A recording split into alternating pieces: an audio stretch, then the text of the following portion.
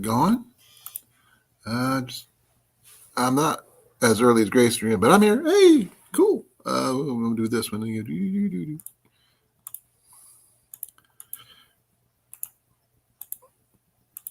There you go, Cliff. If you can make it up here, awesome. I am trying a different angle. I'm using our little folding table thing that we got from the flea market to put my computer on tonight. And yes, I have a different hat on. So, yeah, it is what it is. Hey, Jeep, thank you for coming.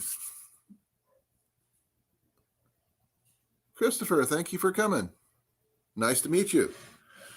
Hello from Iowa. Osceola, Iowa, to be exact, which is in south central Iowa, just to let you know. And here comes my co-host. Hey, brother. And what do you have for a snack today? Water. Water?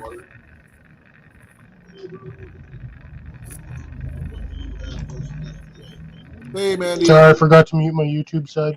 That's fine.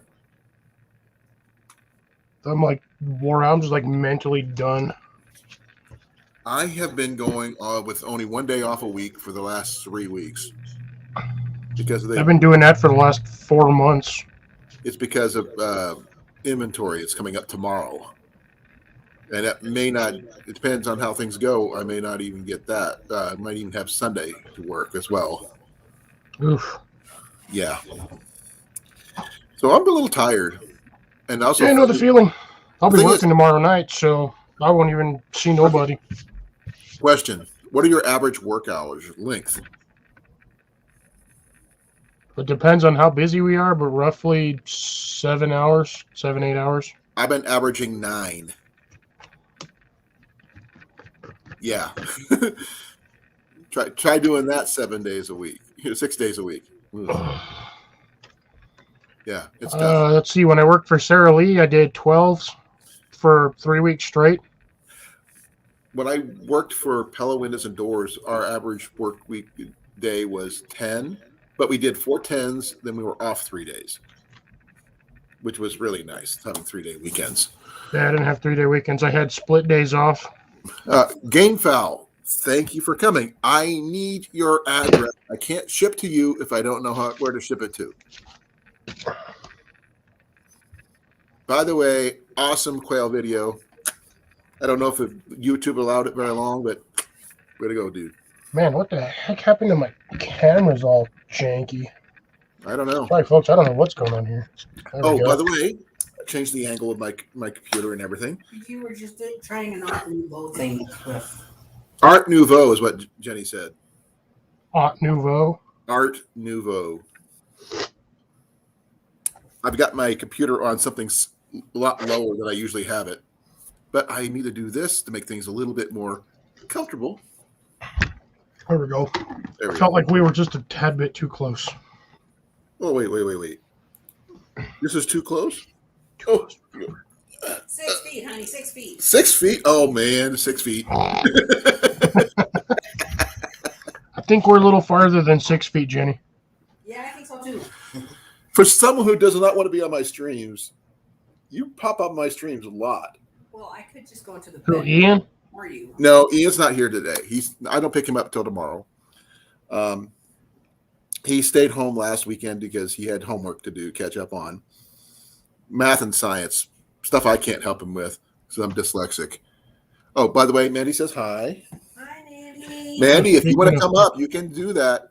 Sorry, folks. I don't have the chat popped up over here, so I got no idea what anybody's saying or if anybody's even acknowledging my existence. I need to do the pop-out chat thing. I haven't done that yet. Yeah, that's what I'm doing right now so I can see what the heck is going on. Me too. Where is my StreamYard? There it is. There is my StreamYard. Hello, Ronald. How is it going tonight? Cecilia, Rob. Hey, Ron, how you doing, brother? Oh, my God. Mandy.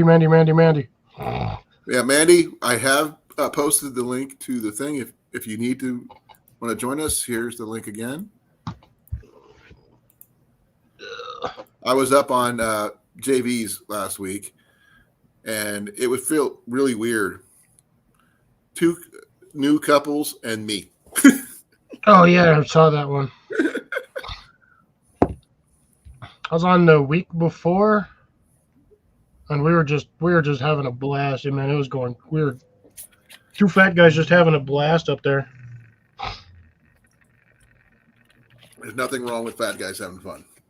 Heck no, fat guys will have all the fun because we're jovial and we're jovial fellows. I love my dad puns. Cuddly. Jenny says I'm cuddly. That's what I was told long time ago. I'm very like That's a good relaxing. thing? Is that a good thing? It's an awesome thing. Okay, here you heard it from her mouth.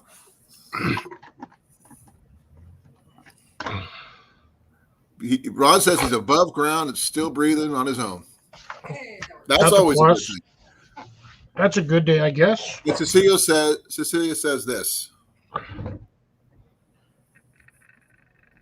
What does the fox say? Says it's tired and wishes it could actually get like a solid 10 hours of sleep. I don't know what a 10-hour sleep is, though. There's days I get I have to split it up in sections. I can never sleep straight through. I get an average of 5, maybe 6 hours of sleep a night. So yeah, if I start yawning in an hour, it's not because you're boring. It's because I'm freaking tired. Hey, my thing is, you know what gets tired on me first is my eyes.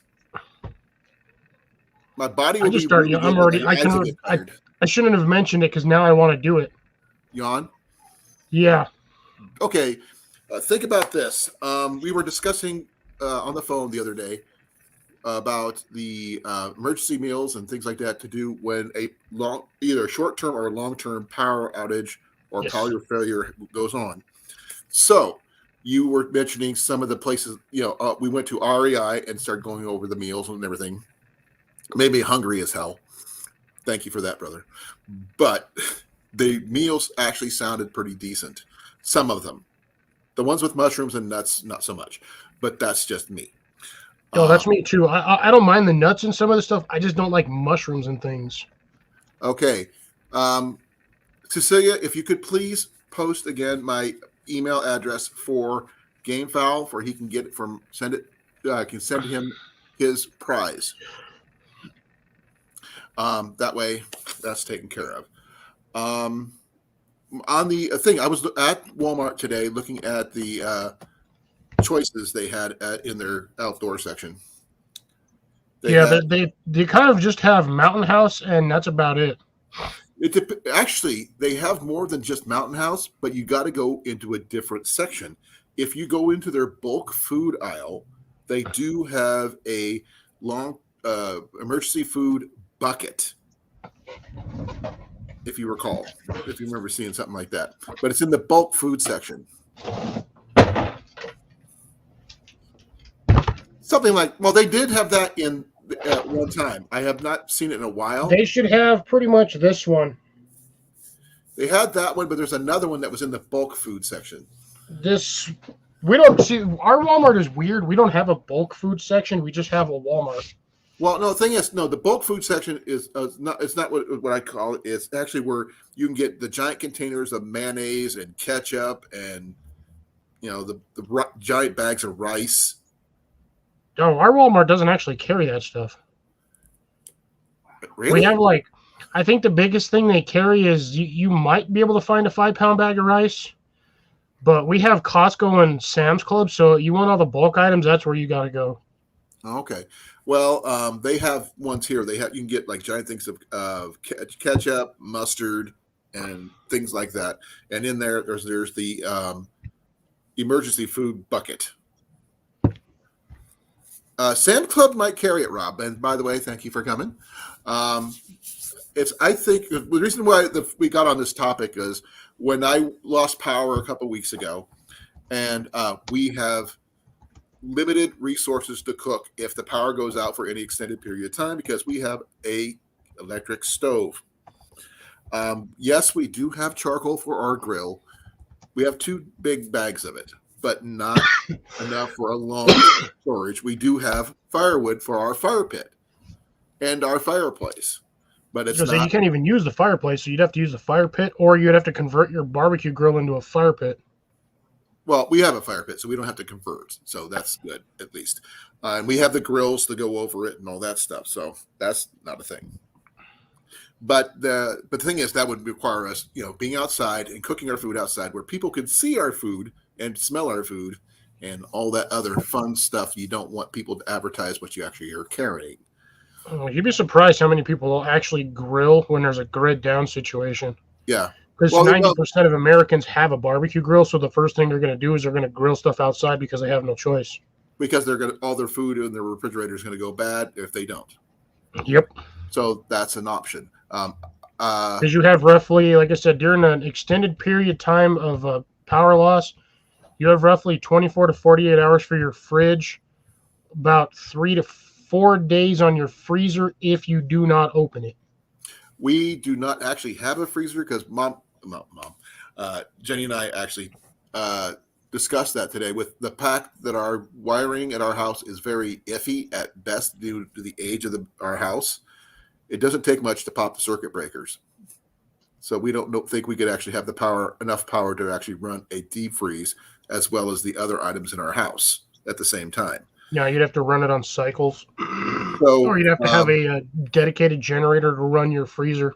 We were discussing that as getting a generator as well. But that also has its limitations due to the fact you can hear it. That's the only issue. And it's also as long as you have fuel. Also a limitation. Yep. But we do have options that most people don't. We actually do have access to water no matter what. We have 24/7, 365 days a year, we have water. It's just unfortunate. Hey, Blake, thank you for coming. It's just the fact is, in the wintertime, it's going to suck if we have to bring water in from outside. Yeah. Well, wells will really never freeze. Right. But unless it's a shallow well and they didn't line it right. Well, this one's an old school well. Yeah. The original one with the property. It's just the fact is on the back side of the house, and we could hook a hose up to it if we really were figuring out a way to do that, and just run it somehow through maybe a hole in the basement window or something and figure something out that way. But there's no guarantee on that. But just be able to flush their toilets and cook with and all that other stuff. Those are basic things you're going to need. Yeah, Grace says to run a new circuit for your freezer, but the problem is that house is so old. I don't think the wiring could actually handle it. I'm actually afraid if it's knob and tubing in there instead of regular power lines. That's a whole different, especially since we do not own this place. We are renting. Yeah, I wish we could. I mean, the only other options is get something like the solar battery, like Sean. Sean possibly, but I was thinking. But no, you have God, Raspberry Rock. Russell has one. Tyler has one. Something like that. Some kind of solar panel or wind turbine setup. Yeah, but you'd have to have that dedicated, basically, to plugged into your freezer, no matter what. Right. But I mean, the thing is, but we also have the electric stove, which I'd rather not use in that kind of situation because that just draws too much power. The only thing I would still worry about would be heat. We do have access to a Mr. Buddy heater with the 5-gallon propane deals. But as long as you've got like the 6 or 8 foot hose extension, then you can run that thing just about anywhere without worrying about blowing up. Right. And they do have, what do they call it? Carbon monoxide sensors on them. They'll shut off if there's too much of that. So that's cool. Yeah, it's usually got a vent. All you have to do is really just crack open a window, like here, like 1 or 2 windows throughout the house, like maybe 1 or 2 inches, and that'll suck in enough air that you won't even have to worry about the CO2 buildup. Yeah. Well, another thing we were thinking about, even with one of those solar heater deals like Tyler has, it would run for like maybe an electric blanket for somebody or something like that for something, keep everything close off most of the house would probably be the best thing for this house like this. But if it is a truly bad situation, I would use the fireplace because I would need to. We don't. I have no idea what knob and tube is, Ravencat. Okay. You ever watch any like Home on Homes or anything like that when they talk about the electrical and it looks like big wide tubes about this long, and they say that's bad. They just get rid of it and put in new. That's the original tubing, the electrical system they had back in the day. Totally illegal now. But, well, this guy can go suck it. Yeah. He can go away. What's going on? I'm going to report him for hate speech reports. Okay. Whoever this kill all one, please. Yeah, I wouldn't even bother. Just don't even acknowledge him. Just he's done. Okay, thank you. He's already been. Everybody that's in here that's mod, report him for hate speech. Yes, please. I have family members who are black, so no. Don't know what Voltine is, but yeah, I do. I don't personally, but Colin has candle and pot. Hey, South, how you doing? What's up, What was South? that again? What'd you say? I was saying that Cecilia says, "Do you have Voltine?" I've got no idea what Voltine is, but I'm pretty sure you've got candles and pot, or unless that's the herbal remedies, in which case I have none of that. No, candles we have. Voltaic I got candles. tons of them. If they're talking about voltaic candles or whatever, that's a whole different. Battery operated candles. Oh, those things are garbage. Yeah. We have some in the house, and at most they illuminate maybe like a foot and a half around them, and that is it. One of the things that Jenny and I discussed, which I'm not sure if you know much about, Cliff, you have access to the equipment needed for this more than I would be the ceramic heater using tea light candles and stuff like that. Yeah, I can make one. I've tried doing it. Didn't work out so well in my greenhouse. I don't know why. Well, I meant just in general. I mean, because you make a big version of that, with the big ceramic pots and votive candles. Oh, No, I think Grace is asking Cecilia if that's what she meant by votive. That's what it sounds. I think that's what she meant is votive's candles. That sounds familiar. What is votive? Yeah, votive candles are basically just like the tea light candles that are just slightly long, the like 2-inch candles. Oh, okay. We have those. These ones.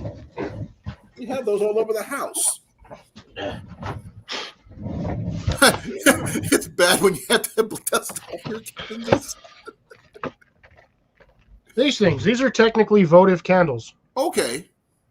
Those would work perfect for that ceramic heater thing. Yeah. I'm missing one. I have no idea where it went. I don't know. Oh, you know what? Never mind. I know where it went. I tried using it in my ceramic heater in my greenhouse last winter. Well, be As well. I said, didn't work out so well. I will. If you want to come in when you get off work, I'm sure I'll probably be here. At least, but I do have to do inventory tomorrow, Saturday, and possibly Sunday.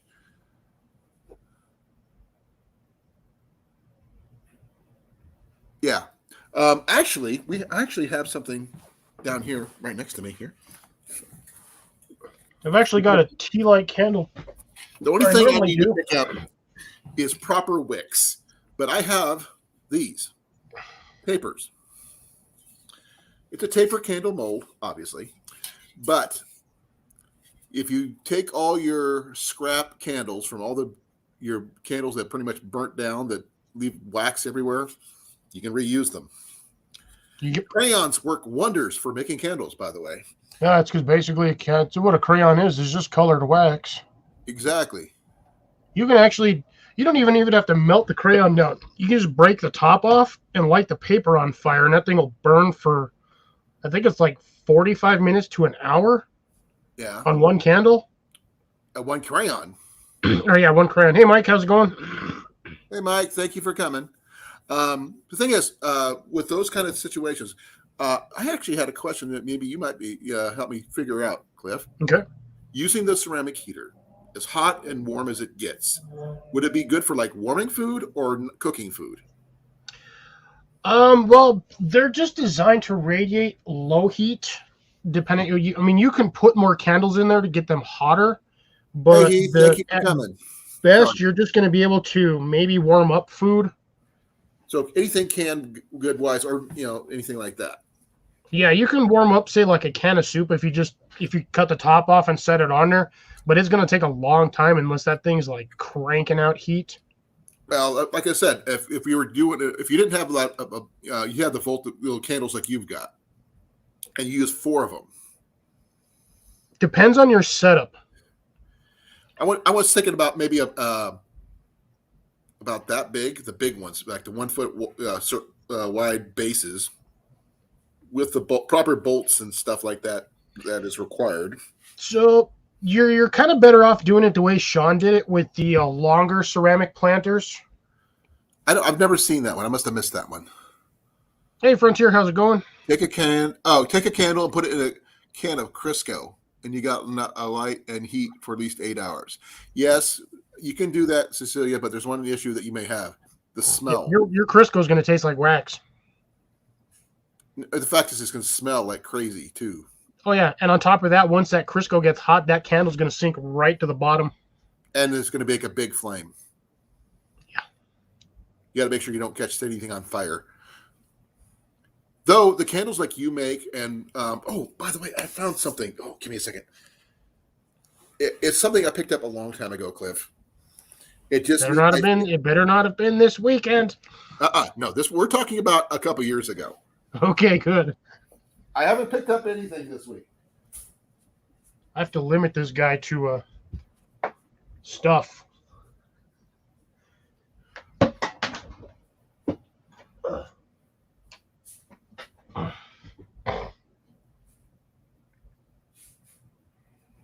My blanket stuff.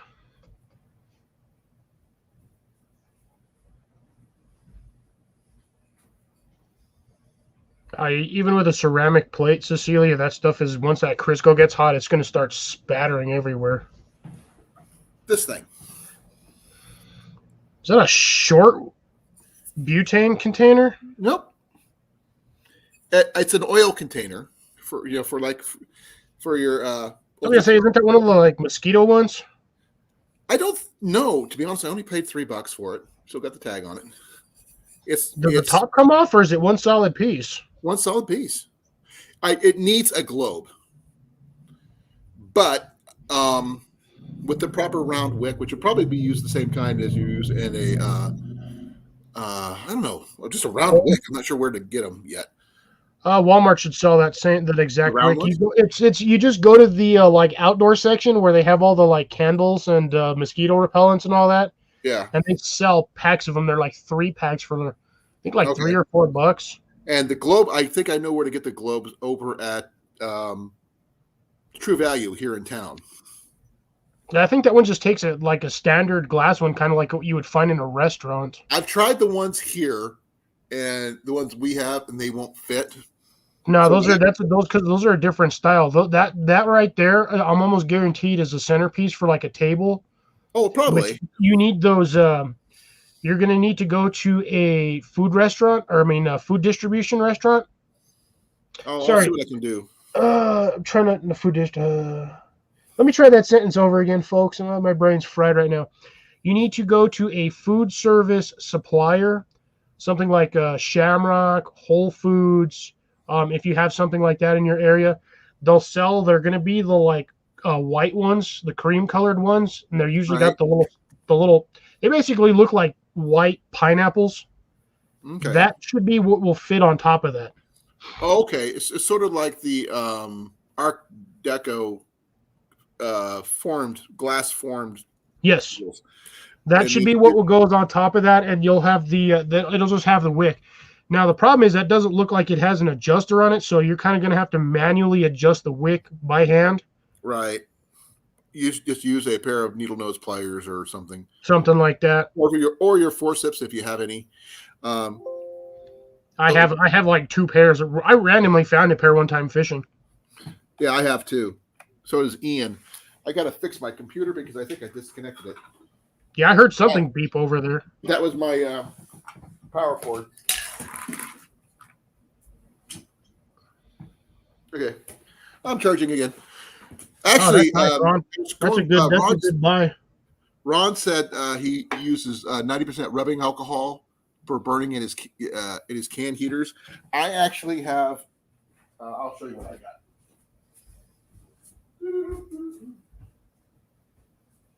Yeah, rubbing out that high proof of alcohol is actually hard to find in some places due to the we'll just say this year's current insanity.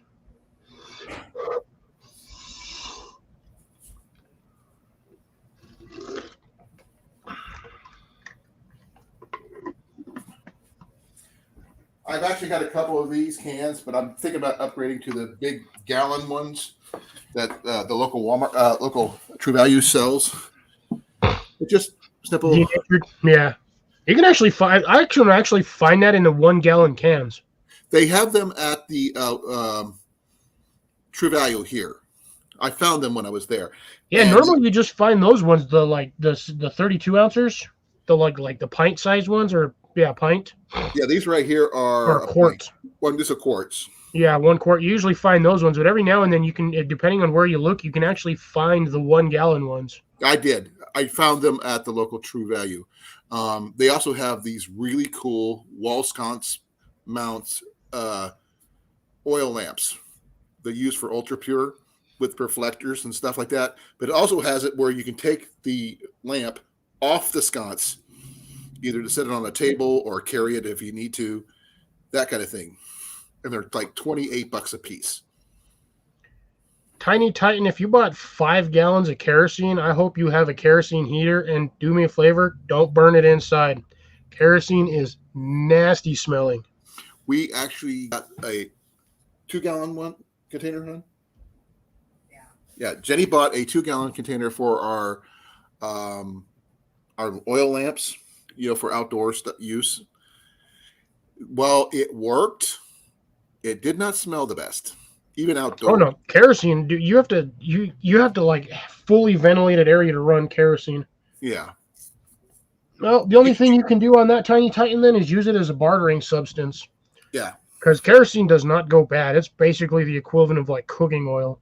I've seen that stuff has a shelf life of forever. I've seen some actually generators that run on kerosene. You can find them. You can find stoves that'll run on kerosene, and it's not as bad. I just don't run kerosene on stuff because when that stuff is hot, it stinks like burning rags. Yeah. I've actually tried making candles about the same size you have there using toilet paper rolls and excess wax. I've done that. It works. Well, actually, what I find works the best, and I kid you not, I burned one of these candles. That thing, we left it on all night long, and that thing barely even burned half an inch. Is you get the frosting containers, I can't even remember who makes them, but like the standard like $3 or $4 frosting containers, the plastic ones, the white ones you get at the store. Right. Clean those things out completely. What you do is you put you just cut out little ovals, basically. So here, I can actually use this. So you cut out, so you just basically put one small hole right in the center, and then you cut out a frame, basically kind of like a smiley face on the top and the bottom, and you set your wick inside there in the hole, and then you let it dangle down into the bottom of the candle or the container, and then you just fill your wax in slowly from one of the holes, and make sure you fill that thing to the rim, because it will actually concave itself as it cools. It'll actually cool off in a dome, like a reverse dome. But you have to find a really thick wick for it, because those things are like 4 inches, like 4 or 5 inches across. Right. But I swear, I kid you not, I made one of those things, and that candle, we burned that thing probably for 4 months before I disintegrated it, because it got hot and shifted to lean to one side. It kind of sloped itself, so it wasn't burning right. So I just disintegrated it and took it apart. But that thing burned for forever, and I put a thick candle wick in there. Okay. Hey, Bigfoot, thank you for coming. What's up, Bigfoot? I watched his channel the other night. Like I was telling you, I didn't care if I won or not, but I just loved hanging out. And he's talking about what the next cryptid he wanted to talk about and stuff like that. Loch Ness Monster. I suggested Champy. Chupacabra. Did that? Jenny suggested that one.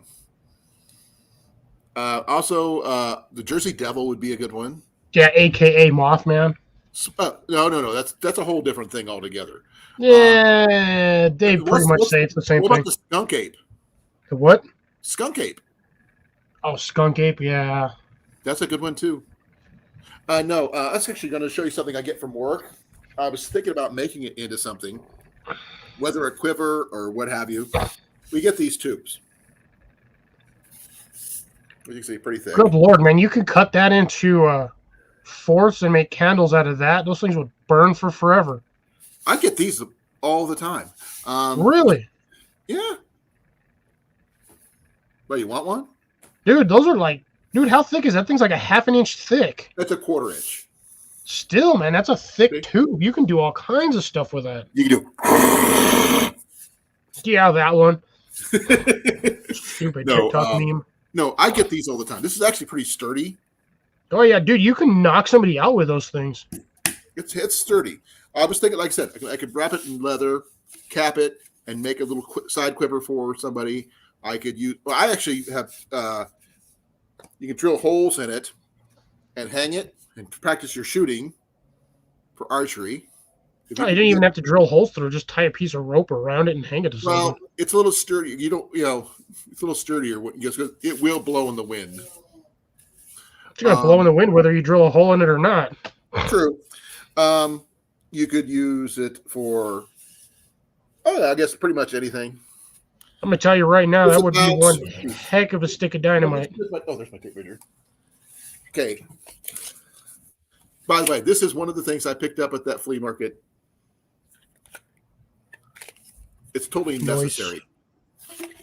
Okay, it's about 3 and the diameter, inside diameter was approximately 3 inches. 3 1/4. Well, it's so 3 1/4 from the outer. Yeah, and the length is 18 inches long. So there's a lot of stuff you can do with this kind of thing.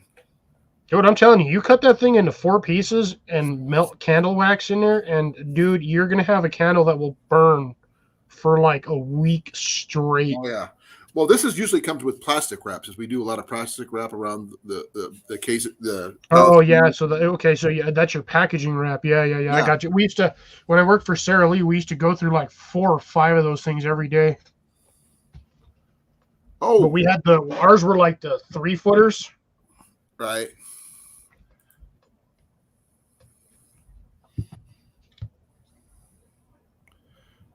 Maybe. Oh, Mike, what you should have done is just say you were hunting. I put up a hunting blind. I'm already starting. Fuck, I'm tired. But I think because I was also, when I was at Walmart, they had a hunting blind for about $99. Don't, Colin. Don't. I'd rather have a tree stand anyway, even though I don't like tree stands, because I can't move I'm used to shooting from the ground anyway.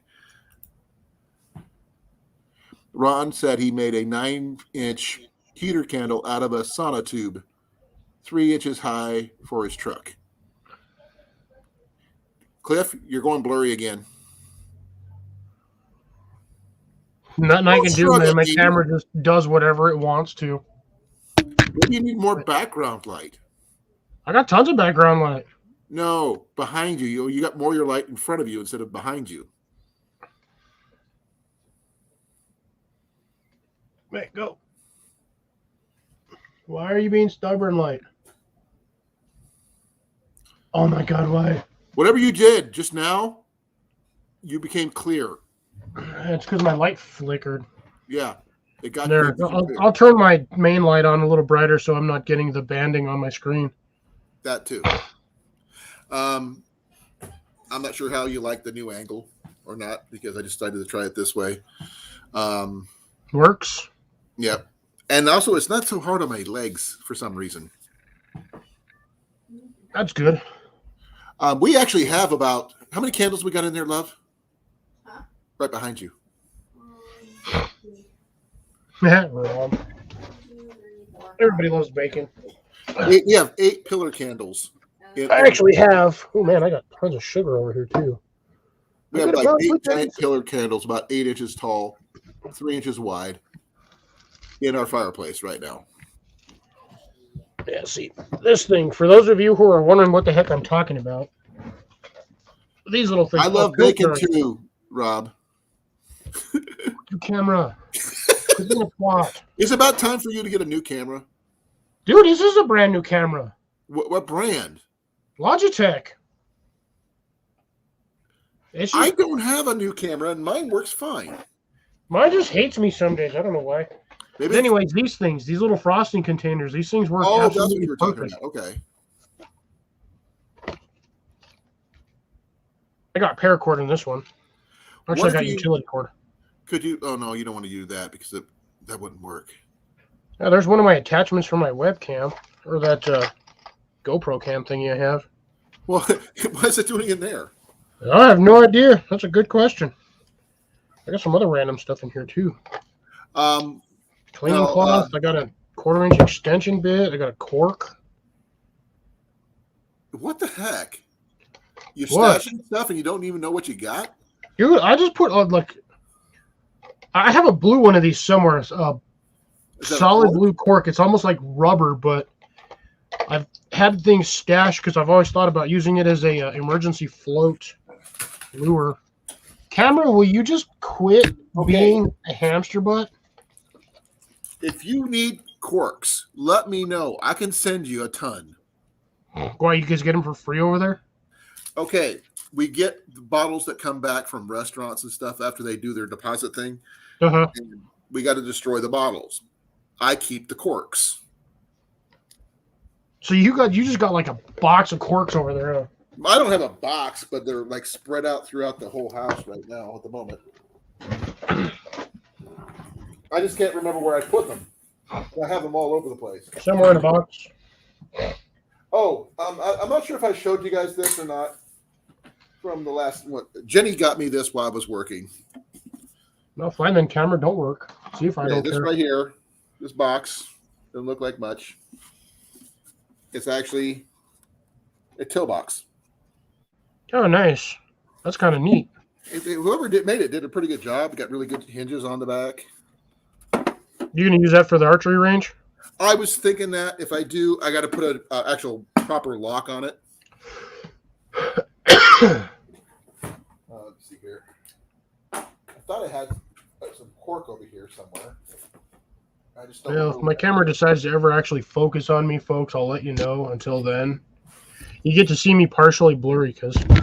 Oh, I'm sorry.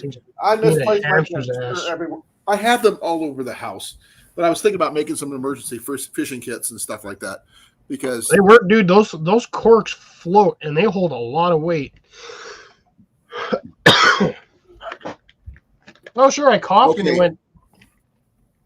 Okay, Cecilia, I would not send you used corks for your bottles. I'm sorry. If you need corks, I go see about we can get you some. Because tonight we were calculating how much it's going to cost for shipping, and if we're going to ship that much, we're going to make sure that package is definitely worth it. We're going to make sure you have what you need. We'll see about getting you some corks if you need some. We have several vendors at the fairs and at the scare parks and stuff that do. One's called what is it called? No, it's not Mike's. Man, I get some of the stupidest random texts. It wasn't from me. No, it's all. Did you claim your gift from AT&T? Oh, I get those all the time. I just block them. I don't even have AT&T. I got freaking Cricket. I don't have Cricket.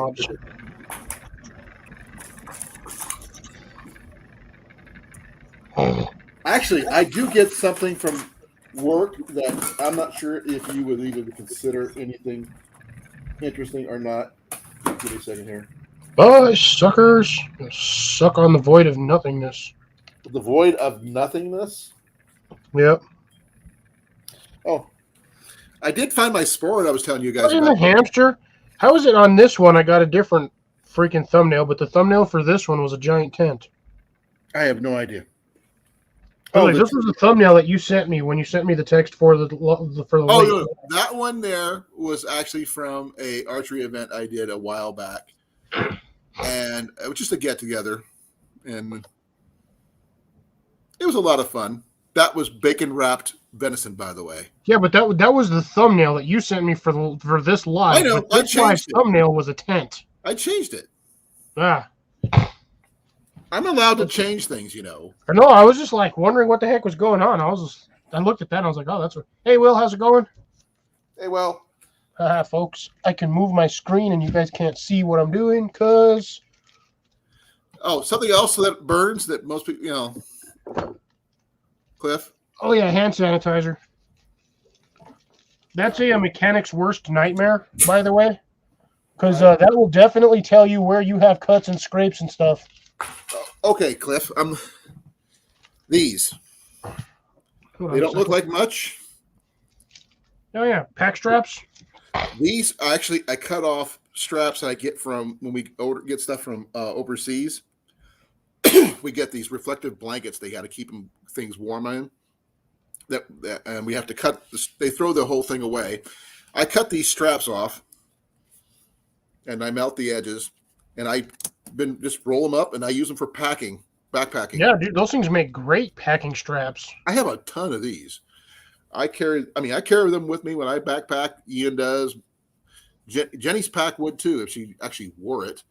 Those things I'm going to tell you something you could probably do with those that you probably didn't even think of. You can actually use those to strap down a tent. You've actually used them as guy lines? No, I'm not for guy lines, but because mine's got really good. Yeah, if in an actual pinch, those things look like they're about 4 feet long. This one, I can actually measure it and find out. Let me get my tape measure and find. It looks about 4 feet, maybe 5. But yeah, dude, you can use those if you had to in an emergency. You can tie that to your tent and use that as a guy line because it's already got its own built-in tensioner. I feel so stupid. I just put my tape measure down, and now I can't remember where I put it. I feel like an idiot. I literally freaking used it. I need another Ziploc bag, man. Started looking for stuff, and I just misplaced things. So I shut things around. I'm running out of space to store all my free sugars that I keep getting from restaurants every time I go. Oh. Jenny got me this from the same place. Oh, yeah, Dr. Squatch Spearmint Basil. That's going to be an interesting flavor. It smells nice. Let's see. Yeah, it's about 4 feet. See, told you. Yeah, that'd be a great. It's double stitched right there. Stop, camera. They're not super heavy duty, but they're good enough. They're nylon straps. Even a small one, that thing's probably got an 80 to 100 pound load rating. Yeah, and I actually use them for strapping down my my Thermarest sleeping pad. Yeah, you only need about 2 feet for those ones. Yeah. Let's see what else. And come on, camera. What do we got? Who's in here now? Hey, Will, thank you for coming. Sorry. We lost out of high-speed internet for the month on my phone at Plasma, so on Wi-Fi now. Okay.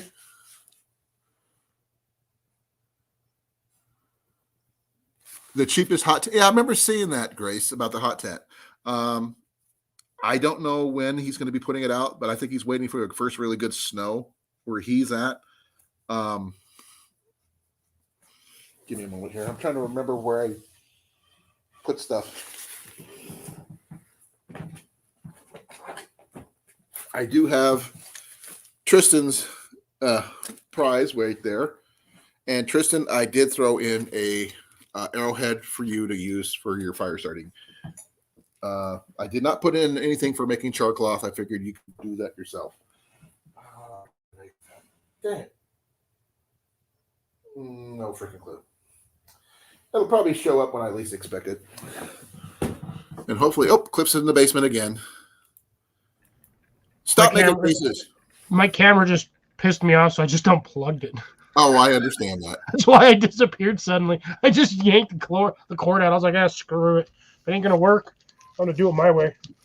Oh, you know what? I can use Okay, that. this is so stupid. Say what? Okay, good. I told you I could not find my tape measure, right?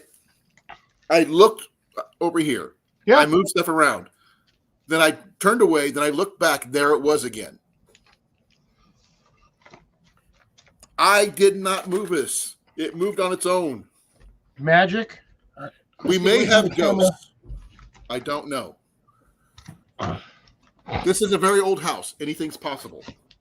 You might have a ghost. Hope he's a friendly one. Well, she might be.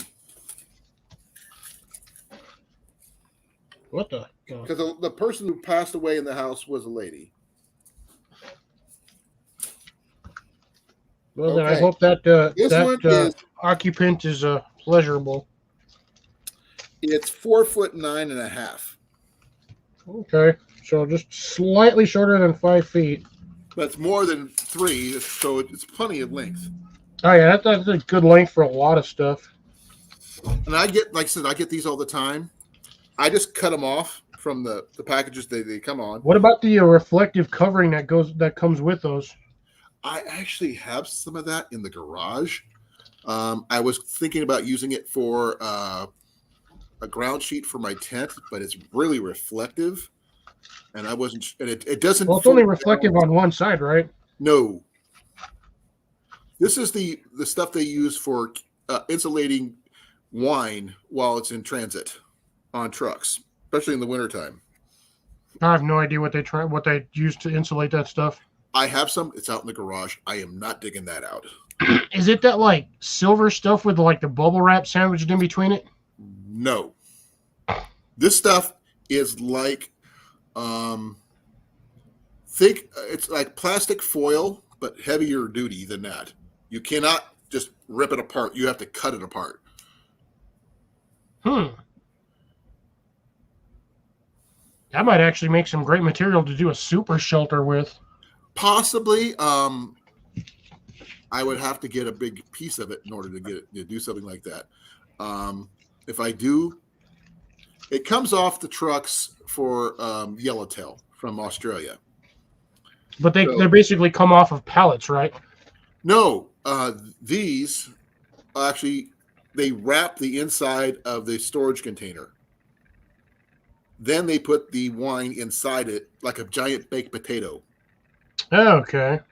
The whole shipping container is lined with this thing. It's like a big tube that Velcros shut in the middle that we have to cut off in order to get the product out. Mainly with Yellowtail. I was gonna say if they can get the product in there without tearing it, why do you guys need to cut it open to get it out? No, we have to cut it back in order to get our machines in there without catching it on, because our forklifts are just the right, enough height to, pull stuff out. These are not stacked on pallets. These are stacked on the floor. Which means that means they hand stack them carts. Nope. They use a slip sheet. Gotcha. And we have to bring a slip sheet machine, which is a flat-bladed forklift, basically, that has a thing where you just grab it and it slides them onto the forklift. Yeah. In order to use that. But the whole thing is completely wrapped from front to back in a giant tube like a baked potato to insulate the wine from the cold and or heat, depending on the time of year. And you just throw the whole lining away when you guys are done? Yep. Dude, see if there's any way your boss will let you just take the whole lining. That thing probably weighs 200 pounds, but it's bigger than my truck. Huh? It's bigger than my truck. Yeah, but it's a plastic liner. You just roll it up. It's not exactly plastic. I'm not exactly sure what the material is. When I dig a piece of it out of my garage, I will bring it on one of my lives and show you. But this is where those come off of, because this is the corner pieces where it folds back. We have to tie them up at the corners, the top and bottom, to hold it open, so we can go in and grab the material and pull it off. It's slick enough to use a slip sheet machine on. So Have you ever been? Oh man, I almost knocked that off. My Yes, cup. we have been working 9-hour shifts, 5 days a week, 6 and 4 about 5 hours on Saturdays for the last month and a half. There we go. Now I can bring the chat back up.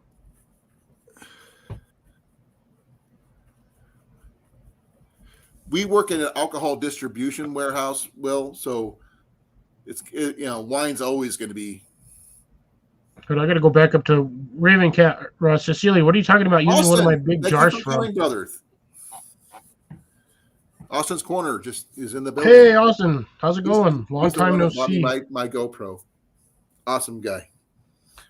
If someone would please put his link to his channel in the chat, please, I'd greatly appreciate it. I don't think I actually have his, to be honest. You should. He's got a really good channel. Lori, how you doing? Dude, I have a hard enough time watching the channels that I'm already subscribed to.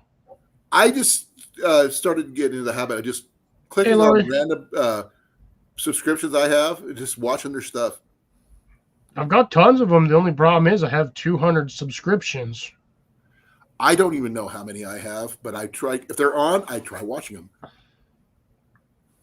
No, what were you talking about, Cecilia? About me using one of my canisters, like my cheese puff containers, for what? Like making a giant candle? Oh, that would be a huge candle. Because if I made a candle out of that thing would last me a whole year straight. Could you imagine the size of the wick you would need? No, you could just do it. Oh my god, I could actually use one of the rope lighter wicks. I'd have to soak this in hot wax. The rope lighter wicks. I think that would work with this. Yeah, it's the same style as same thing as that's what I would need for that. Yeah. The ones for the tiki candles. Oh, for my sugars. Oh god, that thing would take me forever to fill that up. What do you mean sugars? My little sugar packets. Oh. I will tell you guys this. I refuse to use artificial sweeteners. Oh, I don't use artificial. I actually use sugar. Real sugar or nothing, or honey, if I have to. Yeah, these are the ones I use. Yeah. Okay. I can't stand that. That artificial stuff's worse for you than that stuff causes cancer, and everyone's like, "Oh, it's so good for you. It's so blah blah blah." Slowly, no, dude, that stuff is out, terrible. Austin. We are finally getting into the groove of at work and life and everything. We got a house, finally getting bills paid on time. Only issue is our house still looks like a pit to me. We are slowly getting the furniture we need to actually make this place look nice. I think last week or the week before last, I showed off that table, Cliff. Week before last. There's a table the week before last you need to see.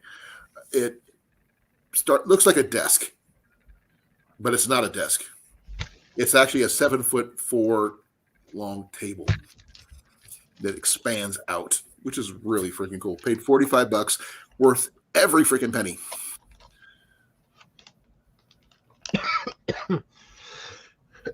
Now, we do have something out in our yard that I've been thinking about doing something with, but I'm not sure, Cliff, if you think it'd be a good idea or not. We actually have a really nice big maple tree. Just the one, though. You're not going to get enough maple syrup off of that to even make maple syrup. No. For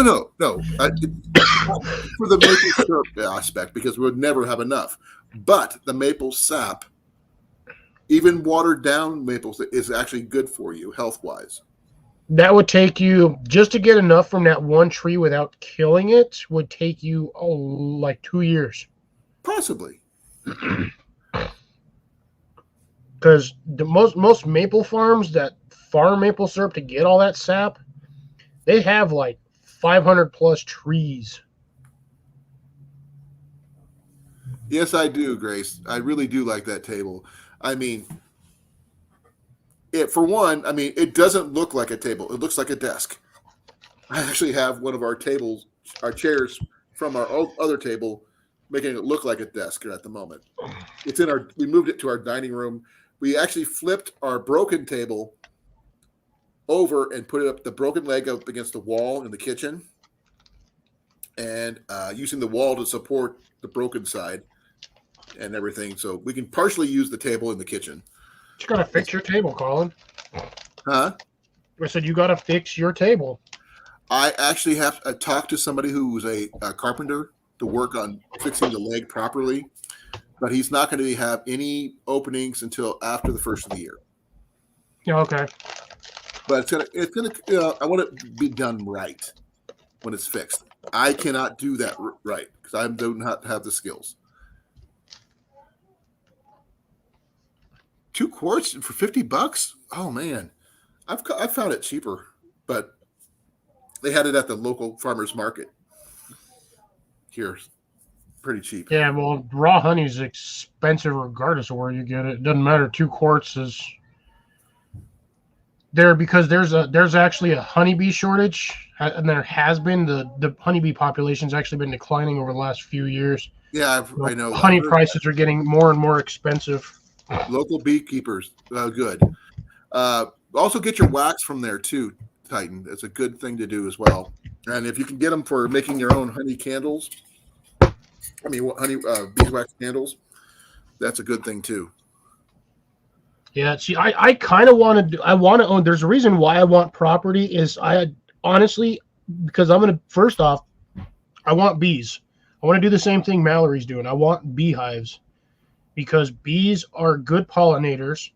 If you have a garden, they're going to pollinate all your stuff in your garden. Your garden is going to thrive. Oh, we speaking of gardens, I talked about those hummingbird moths. Uh-huh. Well, up until recently, they were still pollinating the petunia plant. We're talking about a couple of days ago before it started getting cold, and they're doing a really good job of pollinating stuff too. In Austin, we actually have a lot of Amish in this area. So I actually had my pavilion repaired by the Amish a couple of times. Okay, thank you, Gamefowl. Make sure you send me your address where I can mail you off your prize, Tristan. Yes, definitely, Austin. I got lucky with the table. I've been looking at the different types of the same kind, and normally they cost well over $200.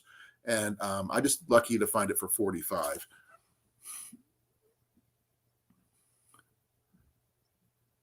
I haven't had honey from a citrus groves, Mike, but that'd be interesting. We've got 2 bottles of honey. We actually have a friend of ours who lives in Jenny's hometown that we get our honey from. I actually got some of my wax for my bows from them.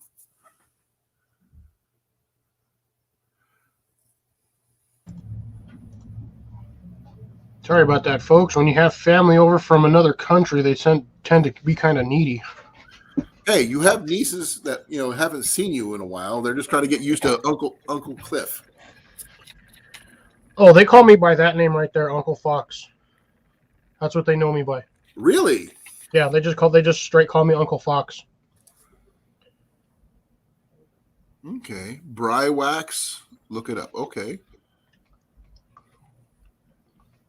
And technically I have snacks, but I'm just munching on Hershey bar. I do have a Hershey bar in the freezer with my name on it. Now, Cliff, are you doing anything for the kids for Halloween? Like, trick-or-treaters? Anything? They're leaving right before. No. Not your family kids. Local kids. Dude, we don't have local kids down here. Oh. We do. And we're Ian's going to be power washing the well, let's see if I can get you to see it better now. If I can get it turned here. Oop, I want my stupid deal here. Oh, I'm not even sure if you can see it. I'm trying to move things around. The chest? Oh, nice. You got that thing painted all bloody murder over there? Well, we didn't paint it. It's actually red originally. And I was thinking about leaving it red for Halloween, packing all the candies in, Ziploc bags. Night game foul. Night, Tristan. Thank you for coming. Grace, to answer your question, my family's actually from here, but because my sister married into the military, my brother-in-law is a paralegal. And that's all I can say because that's all I know. They are The Air currently Force or based Army? in the UK. Help me out here. I told you guys yesterday where they were. Oh my god. Lake and Heath? Yeah, Lake and Heath. Thank you. That's where Jenny was stationed. Well, it's all U.S. military. You're going to get No, he stationed was- in the he's same Air spaces Force. no matter what. He's Air Force then. No, he's a paralegal. Yeah, Air Force paralegal. Yeah, I was Air Force, remember? and he's got 3 more years, and then he's out. Stranger things have happened. Now, He'll actually hit his retirement marker. 20, huh? Wow. That's pretty good. He's as he's I a was- year younger than I am, so he's been in there since he was 19. That's pretty cool. The benefits are going to be immense. Actually, no, he's been in there since he was 18. So if he's a paralegal, that might mean he's an officer. Yeah. Okay. I don't need to know more than that. Okay. That's none of my business, to be honest. No. I think he's actually got his 3rd stripe wow. or whatever it is. However they do it on his side. It depends on which service he's in. Like I said, paralegal. No. Paralegal is his job, but not his rank. Yeah, I don't remember what his rank is. Because It's it been a also long time rank since also we even depends talked on about whether that. he's Army or Air Force. I think he's Air Force paralegal. Okay. So I was saying about the trunk, we're going to put everything in Ziploc bags, 3 different sizes of candies, and I'll just do them all in the same size. Just use like either the snack bags or the 1 quart or the sandwich bags. well, the thing is, if someone comes in with a really cool costume, homemade, and they actually put effort into it, I don't care what their age is. If they actually put their, skill and just passion into it, they deserve supersized, full-size candy bars, king size even. See, that's why I stock up when the stores have them on sale, because normally these things are like $2.50 a piece. I'll wait till they do like 3 for $5, and I'll just buy a bunch of them.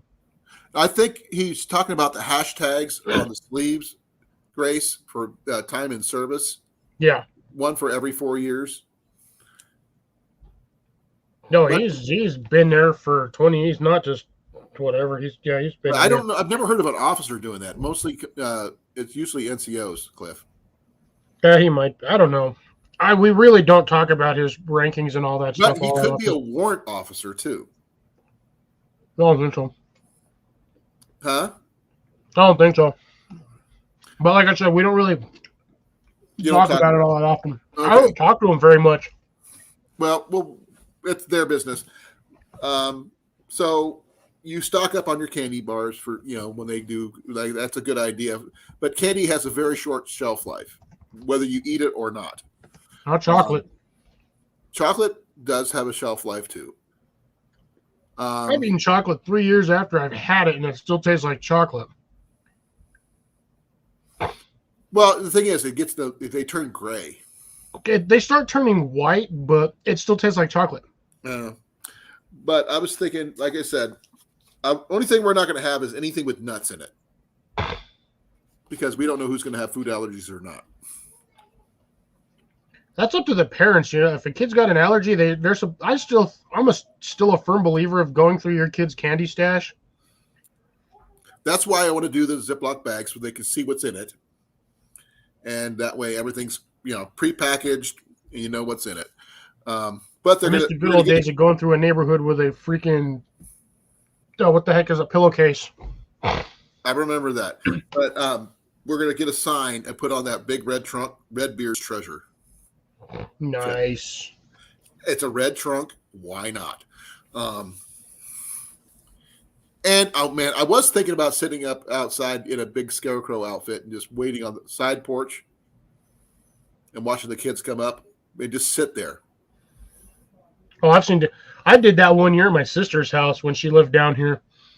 I sat in I had my wolf head suit on, my wolf suit head on that I never finished. I had that on. I had werewolf hand gloves, and I was wearing a dark black sweater with sweatshirt, and I was sitting out there in blue jeans on a lawn chair, like one of those folding ones that you go like Yeah. a camp chair. And I was just sitting there, and every now and then I would just do this, make it look kind of like I was animatronic, and then I would turn my head like back and forth, and kids would just walk by. They wouldn't suspect anything until they got right up to me, and then I'd be like, "Rah!" And they would freak the hell out. My dad, hey Victoria, my dad actually used to make a scarecrow, which we called Joe. Every year, we sit it in a chair on our deck, which was the front door where we go into our kitchen. And he'd have his base station CB had this big bay window where that curved out. Yeah. He had his base station right there. He could see the front porch, and he had somehow hooked up a speaker to Joe in the head, and everybody would go by not seeing anything because it was obviously a fake deal, right? But they weren't expecting it to talk. So, and one of the things that this one kid came up to the door one day, and my dad did that, and my dad swore he levitated off the deck and flew down the street. Are you okay, Cliff? Yeah, I'm good. Okay. No, I did the same thing with a group of girls. There were it was like 5 or 6 girls and their boyfriends, and they had come up, and the girls were kind of sketchy. Some of the guys were kind of sketchy, like kind of trying to figure out if I was real or not.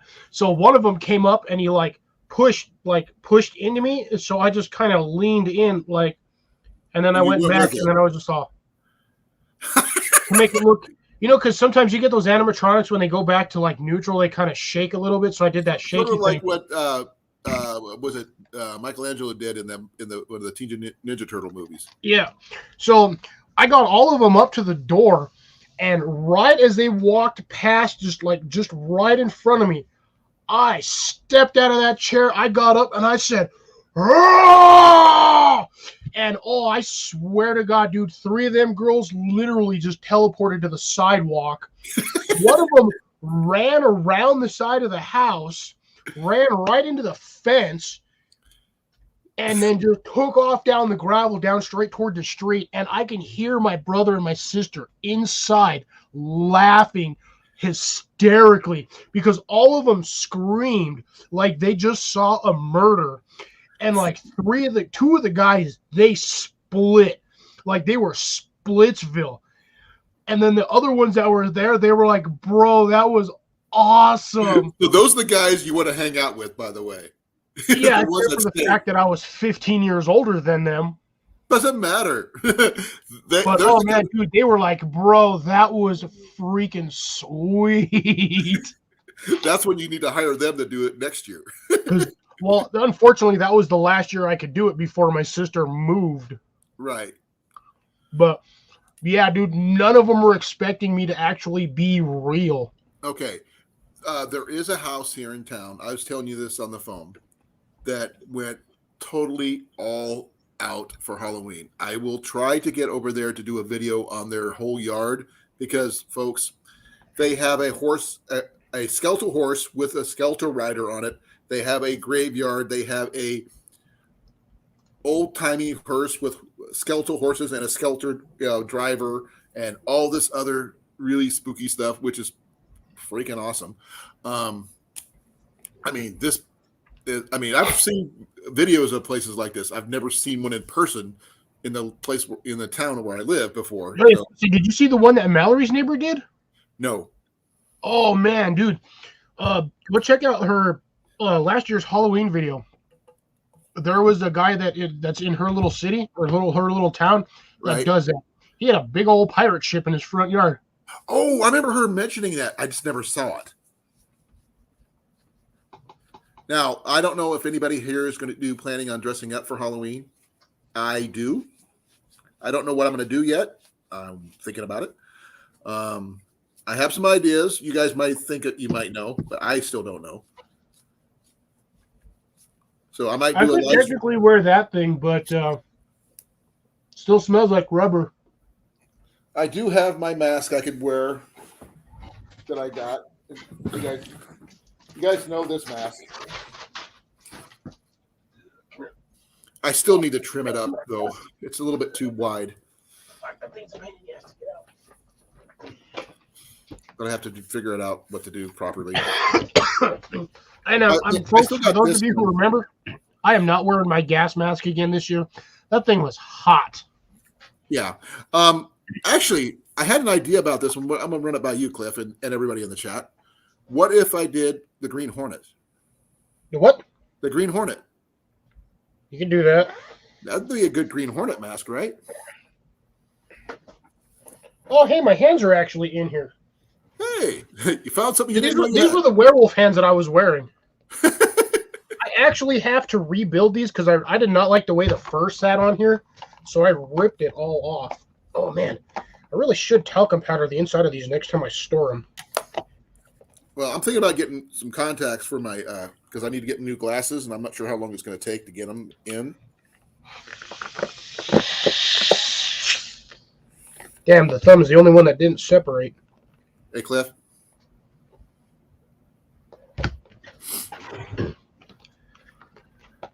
Oh, man. I can't see. Oh, man, I'm going to have to separate those and actually fill them with something. Hey, Right first back, time folks. fishing adventures. How you doing? Yes, ignore the mask, man.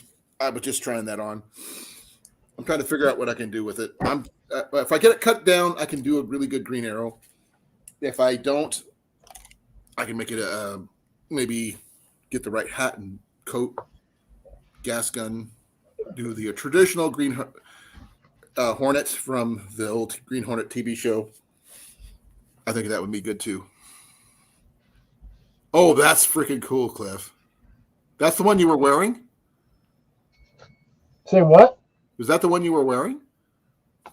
Or is that a new one? No, I've had this thing for years. No, the one you were telling the story is about. No. That's a different one. No, the one I had on was my my other wolf mask. Oh, okay.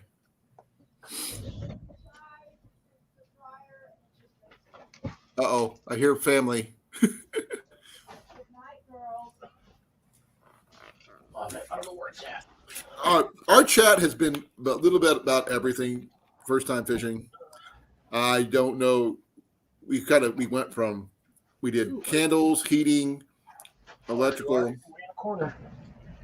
We talked about what to do with this big giant cardboard tube that I get from work. This is the one I was wearing for that Halloween that Halloween day. Oh, that's actually pretty cool. This was my first attempt at making a fursuit head. Why? I'm just curious. Why?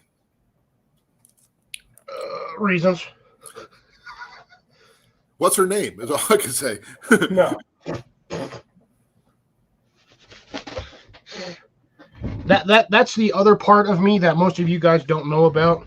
I've heard. That I usually don't stories, but broadcast on this particular section of my channel. No, Cliff. I've heard stories. I don't need to know more.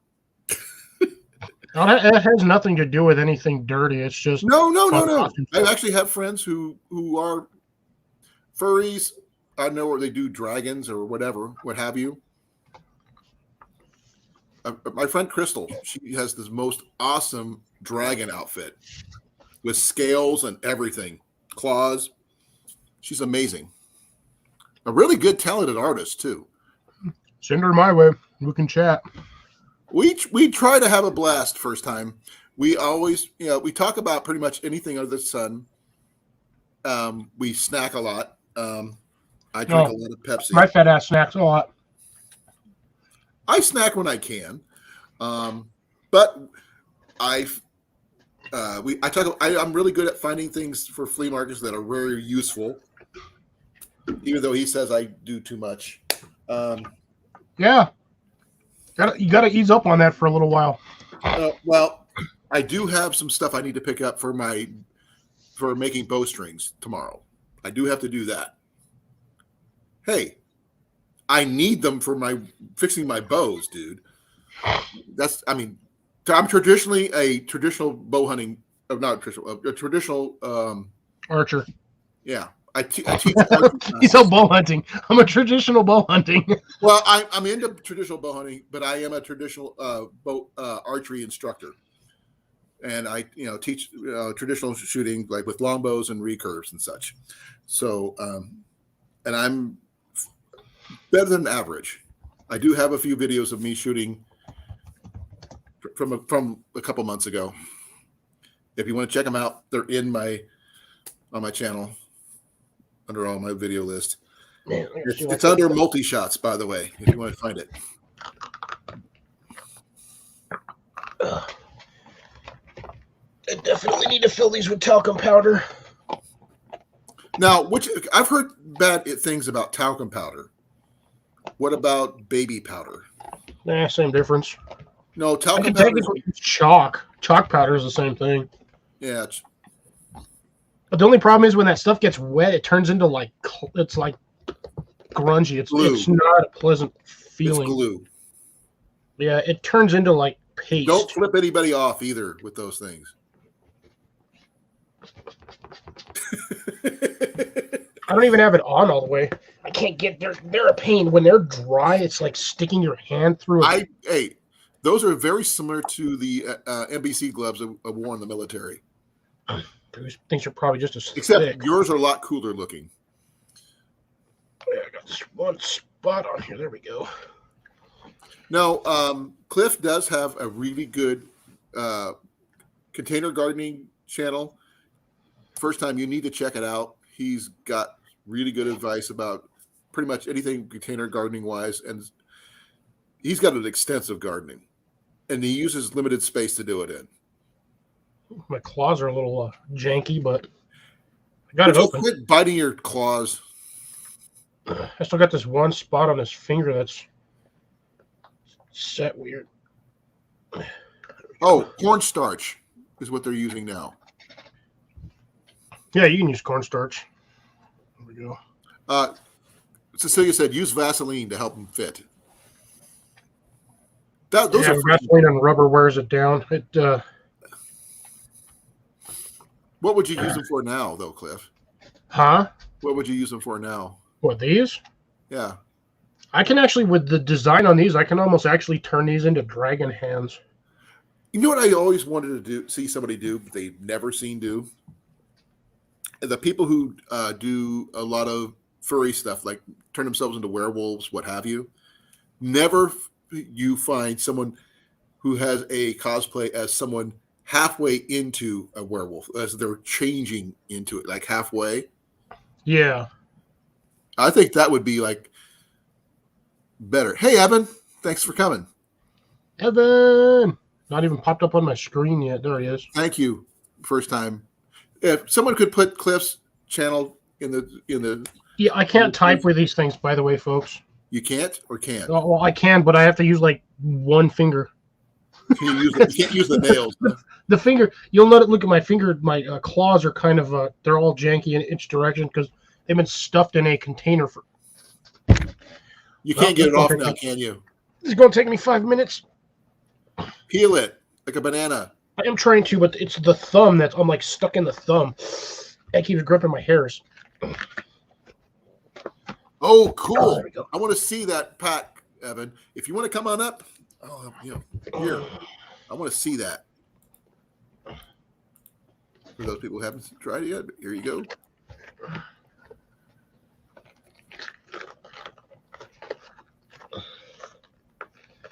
Oh yeah, that's it.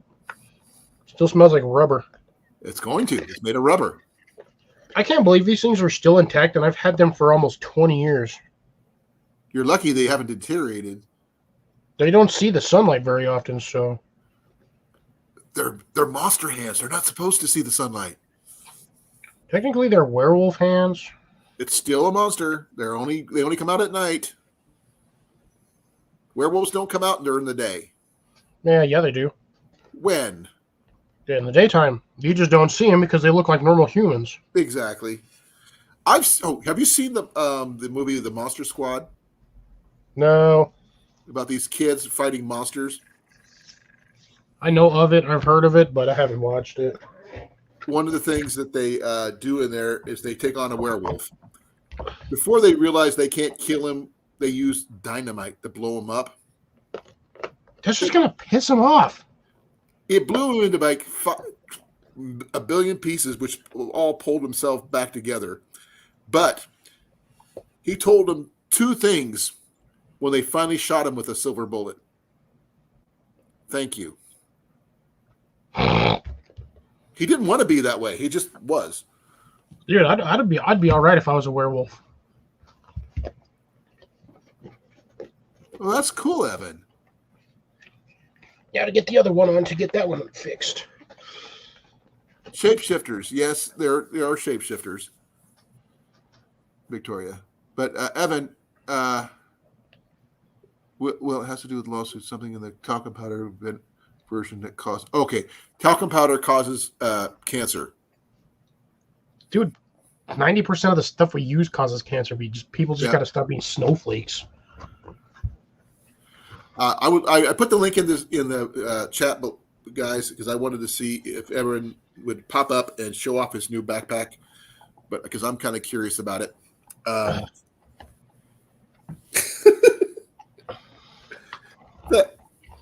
Oh my God! Again? Really? Would you knock over something? No. Did you lose your tape measure again? I just set it down. Literally. Yeah, I almost got this thing completely. I must have a ghost. Dude, I'm telling you have to have one. And last time I did that, I looked all over there. I didn't see it. And it was sitting right here. Wait, what's kind of harsh? I got to figure out what Grace is talking about. Kind of harsh what, Grace? I don't remember what I said. If it was about me, it's okay. We're kind of harsh to each other anyway. Where I got the other one on. I think Mac's probably sitting over there by Jenny.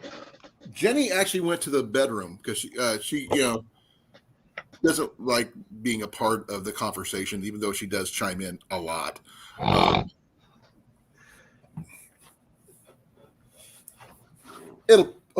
It showed up again. Okay. Actually, I think the easiest way to get these things on and off, I could just buy me some like knit gloves. What we used in the service, we actually had cotton gloves that we wore underneath them.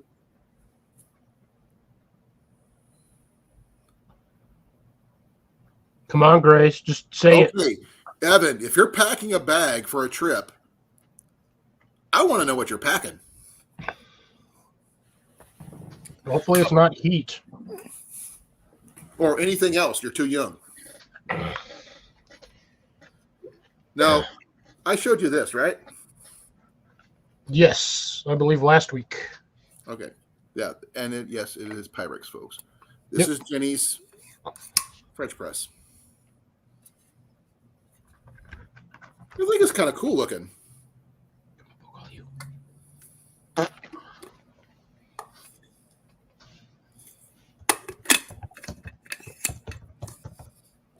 And it has, I'm not sure if you guys can see this or not. It's actually got a plastic liner right there. So it's not old. It's one of the newer models, I guess. But it's still Pyrex.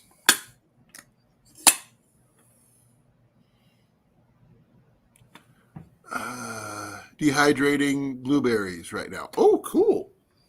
That's kind of cool. Oh, and I was talking to Ron last week, Cliff. We were talking about using lint as fire starters. Mm-hmm. Yeah, I got a bag of it somewhere, and I got like a half a cup over here full. I've been collecting for about a year. So we just use a coffee container. This kind right here. It's good coffee.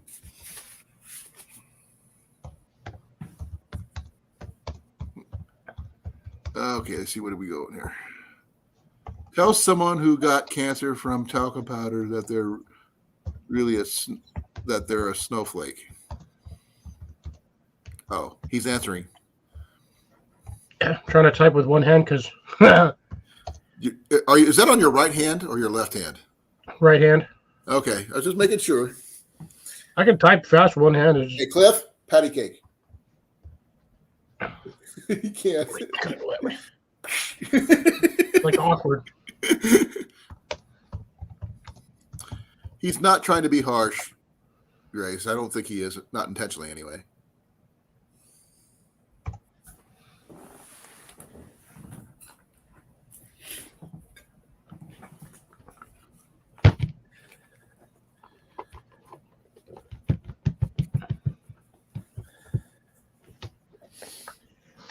Oh my God, what the heck? Why? Why does it feel so weird? Oh my God, it's stuck on me. Let go, let go, let go, let go. Now you're going to turn into one. I wish. Cursed Dude, item. that was so... dude, it felt like my thumb was being smashed. Oh, Cliff, I was saying about this. My sporran I was telling you guys about. It's actually fairly deep. Check this out. Yeah, it looks like it's, what, about 7 or 8 inches? It's pretty good size, yeah. Got a thing where you can just strap it to your, clip it to your belt. Normally they would be wrapped and they have a little cord for wrapping and everything. This one's just got a basic snap. I have a better one that got lost that was Jenny got me at the Bristol Renaissance Fair that had leaves and everything else. It was actually pretty cool.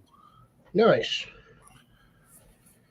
I'm gonna stick my mask back in here because that's the only thing that keeps it from disintegrating. Ian actually picked himself up something from, I can't remember where. Make a few adjustments to this guy. It's a steampunk-looking mask that just covers the lower portion of his face with spikes and everything. Turns out that the freaking thing is real. It's got built-in real filters. Oh, wow. That's cool. I mean, he discovered it by accident. He needs to adjust. Says, Dad, I got to get it adjusted a little bit, make it fit better. But the thing is, it's got real filters which you can change out and use. That's a trip. So it's not only is it cosplay, you can actually use it for real. It's functional cosplay. It's functional cosplay. It's like the guy who built the Batman suit. Which one? The guy who built the most functioning Batman suit ever had 87 different functions that actually worked. Oh, wow.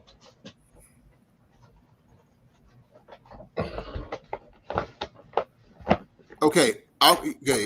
Victoria says she has a fire starter called alcohol pods. I was telling you about the homemade ones I make. Cliff, I think I mentioned them to you using the makeup pads. Yeah. And I had an idea about improving those, but I'm not sure how well it would work. Because what I want to do is dip them first in this, then dip them in the wax. Won't work. That's the thing. I mean, why won't it work? The alcohol will not allow the wax to bond to the fabric. Okay. Because remember, alcohol, that stuff is technically a solvent. Okay. Works great if you just pour it on the pad and hit it with a striker or a lighter, but the wax won't stick to it. Okay. I was trying to figure out a way to improve my ones. You can test it on one, but I'm almost guaranteed that the results is the wax is just going to slide right off. Also, I was thinking about maybe instead of using the regular wax I've been using, just use beeswax. Probably still have the same result regardless. No, not with the alcohol, but just. Oh, just yeah, that should work. I'm going to put this back up real quick. Okay.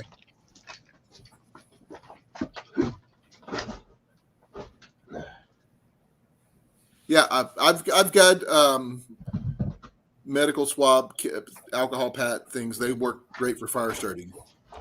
Anything with petroleum jelly in it and cotton balls always works. Let's see what else. Jute twine works great too. And we actually picked up something. I picked up something the other day when we were hiking somewhere, and I picked up a cattail. The little fluffy part, but it wasn't broken open. Cattails will work great for a fire starter, but you have to have like your stuff ready for it the minute you light it, because cattail will last about 30 seconds. But it's a good initial starter. But you have to have a fluffy tinder on top of it, so you're basically using your cattail as a micro tinder. And then you have to have something on top of that, because once that catches, if you have nothing over it, dude, by the time you get something on your tinder's Instead done. of having it fluffed out, my idea was leave it mostly intact, with exception of the top portion. That way it would burn slower on the bottom portion. I remember somebody doing that, but I don't. It's been so long. Cattail fluff, yes. But I was thinking about doing that, and then you use birch bark on top of that, if you can have it in your area. We do. He doesn't. Technically, I have birch bark. It's just I had to get it mailed in from Canada. I know. But y'all didn't hear that. You didn't get what mailed from Canada? Watermelons. Giant potatoes. I did. Actually, speaking of which, before this live started, I was actually outside planting potatoes. Ah. No, I really was. The stuff that I grew them in last year in the greenhouse, those little white containers, Right. I planted 4 of my decent-sized rooted potatoes. I planted them in about 3-4 inches of dirt, and then as they grow, I'm just going to add dirt to the pot. Okay. We are not ready for anything other than our tomato plant, trying to keep it going till it actually produces something. Who knows? Like I said, it might not, because it's too late in the season. Well, the thing is, your plant needs to be more established. It sat in a hotel room with us for a month, which really didn't help it much. True. So now that we actually have the place, we have the proper soil, we have the proper light and stuff like that, and proper watering, it flourished, as you already saw. It even produced a flower. Then it produced a bunch. Yep. It just didn't produce fruit. It did. Okay, so tomato plants are kind of weird. My tomato plant, when it first started, when it was like 3 feet, about 3 feet tall, it had flowers on it everywhere. I did not get squat for another month. Okay. So Jenny caught the first flower, so who knows? We might get something. Yeah, like I said, you got every now and then, every couple of days, you just shake your plant a little bit to self-pollinate the flowers. The flower, I can't even find the flower anymore. Probably already fell off. Yeah. Very dense, if not fluff. Not sure if it would burn well. I don't know. It's an experiment we could always, try. Yeah, I don't have cattail much down here. I'd have to go to like a lake or something to find it. Ours, actually, we find that stuff pretty much everywhere here, in ditches and stuff like that. Our ditches are dry. Even in the rainy season, most of the time our ditches are dry. Nothing grows in it. Chapsticks and with matches, with a wood matchstick works great for a light emergency candle, as well as a fire starter. Yep. I don't have either one of those right here, but I did use something that we had found a while back. You remember this, Cliff? Yeah. This is freaking cool because it has a lot of. Give me a second here. It has a lot of, it's got the tools on here, the screwdriver and all that stuff. The non-scoopy part. Yeah, I don't know if I'd want to use that in like a dehydrated meal, because you might lose a spoon. Well, I would do something like take I guess like a metal tube or something. You just like shove it into that and you make it an extension handle or something, which is an option.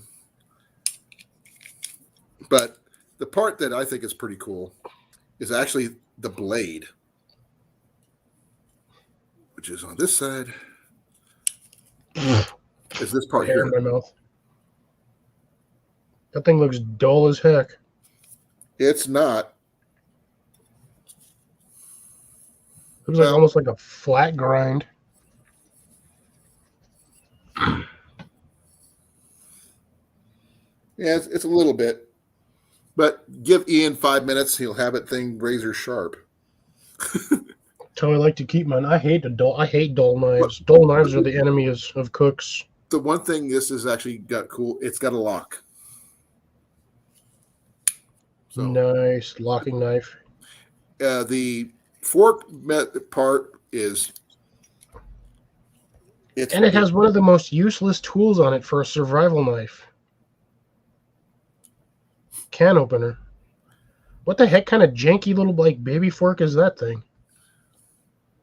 I don't know. It didn't. The tines are even tight. It's not even sharp. I know it's just like it's got that same little wrench thing. Yep. But it does have an actually halfway decent can opener. I'd say can opener / all. Now, I told you that can opener ain't going to work squat. That's not going to open a bottle. I don't even have a bottle that needs opening. That one in Colin, remember that thing doesn't have a actual grip on that curve. It's not going to grab nothing. It's awesome. I can guarantee you right now that's a manufacturing defect. Possibly, but this is kind of janky too. The plastic casing. Yeah, that's probably like some aftermarket Chinese knockoff. It's actually British, but it has this. Yeah, this like most useless tool on a multi-tool. Yeah, that's why the only ones you find those things on are either like old school military stuff or the like Victorinox. This one here is a. Give me a second here. A Fury. Yeah, there's no way that's going to open anything, dude. You have to have a tooth to grip onto. And the whole thing, everything is stainless steel, which is that's good at least. Like, look. So this is my bottle opener on my Leatherman. Look at the like bite on that thing versus yours. Okay, now I don't have a bottle opener. Well, that's technically what that's supposed to be, is a bottle opener / can opener. But give me a second. That bottom tooth is rounded out. You're not going to open nothing with that. Now, see that one, that's your can opener and bottle opener. Yeah, I don't know why they gave you the second one on the back side. You only needed the first one. Well, this one's the bottle opener. And the second one's a can opener. But you can open a bottle with the top one. It's not. Well, one thing I like is that I can do this. I can make it extra long. Yeah, except for the fact that you can't get no leverage. Well, can you get leverage on? No, because it folds out that same direction. You could do it this way. Yeah. Which gives you a lot more grip. But it is a locking one too. But this is my Gerber suspension. Yeah, I've got the mini version of that one, the Gerber Dime or whatever. This is my second Gerber suspension. I lost my first one that I won from Justin's channel. Where did mine go? I have it over here somewhere. Mine was due to stupidity. I was actually talking to a couple of police officers about something they were surprisingly enough, they were doing geocaching. I don't know where mine went. I had a little one. Oh, it's actually right here in front of me. Here's my screwdriver and wire stripper. Actually, it's not in here. The only one I had over here was my crappy SOG. Hey, Carol. Thanks you for coming. Where that one went. Thought I had it over here. Now, folks, like I said, this is my second Gerber suspension. I do not own a Leatherman. This was $30 of well-spent money. Unfortunately, the cases that these came in suck. But hey, Carol. What really turned out really funky is the case that my boy got with his very cheap, was it Outdoor Products stuff, the Walmart brand stuff. Yeah, outdoor.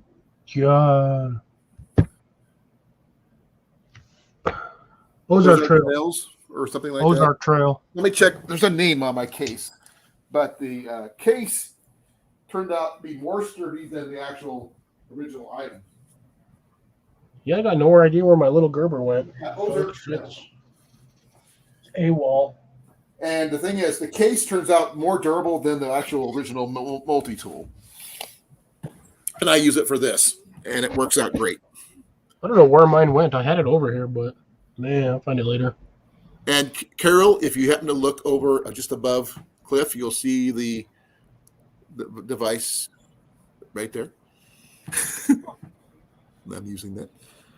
I'm assuming that's what you're pointing at, is this guy. Yeah. I changed it from the other one because I Nice, Cecilia. Nice, Cecilia. Thank you for coming. Hope you feel better soon. Take like 4 Tylenol and call me in the morning. Call you? Or No, you I'm just kidding. Dr. She doesn't have my phone number. That'd be one heck of a phone call. Haven't you called Mallory before? No. Oh. Ooh, Cliff.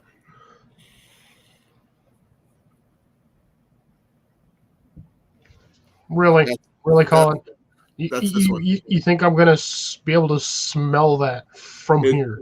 I know, but I'm talking about. Look at the texture and stuff. What is it looks moldy. It looks like cheese. Yeah, it looks like moldy blue cheese. Let's see what the ingredients are. It's got olive oil, sustainable palm oil, coconut oil, shea butter, spearmint essential oil, basil essential oil, spirulina powder, peppermint leaves, quailin clay, and sea salt. Am I the only one that thinks that soap is BS? Because the first 2 ingredients are oil, which basically makes you waterproof. Pretty much. But the shea butter is what, Oh, the shea butter is basically for healing, makes your skin softer. It's no different than the cocoa butter. I think it's the kaolin clay. I'm not sure if you guys can. That's probably the scrub in there. There's the ingredients. It's all pretty much natural ingredients right there. Yeah, it's all natural, except for the essential oils. Well, spearmint essential oil is just basically, boiled down peppermint oil. Thank you for for that, Carol. I really appreciate it. Yes, you can support Carol's channel too. And if someone can please post First Time Fishing Adventures, his link. I don't have his either. I don't have it either, but I want to. Not just because you're supporting us, we want to support you too. Because that's what we should do as friends. Or clan in my case, because I consider all my friends part of my clan. I'll support where I can. I just don't have time for much anymore. Well, his den has just under 5. Let me check. I don't know where I'm at. I'm at like 480 something. Like I said, you're just under 5, I think. I just sit at the same. Yeah, 486. Pretty much about where I figured I'd be. And I try to put out videos, but the last week, I'm sorry, folks, this Wednesday, there was nothing to film. I had jack squat. I was working on another project. Jack squat? Huh? What exactly is jack squat, to be honest? 0 butt kiss goose egg. Ah. I didn't have anything to film. I mean, it's anything I film is going to be the same that I've filmed over the last 6 months. Right. Aside from the fact that one of my planters has only half of the plants in it because the bugs finally got to it and overwhelmed it, and I just cut out half the plants.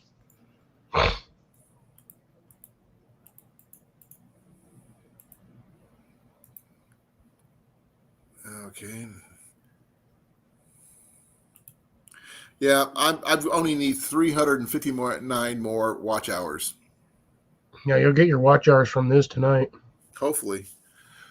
Cliff, someday when you least expect it, your channel will take off. I know it will. If it does, it does. If it doesn't, well, I guess I'll be sitting here at 500 for a very long time. Well, I've been hanging around the 1,000 mark for a while. So I've been doing pretty good. You're most welcome first time. Anytime you want to post your link in this thing, we'll make sure we get it copied and we can go. I'm pretty sure my channel would do better, Grace, if I had something edited. As the saying goes. Thank you, Carol. I like this clan too. By the way, we call it Noxet, not subscribe here.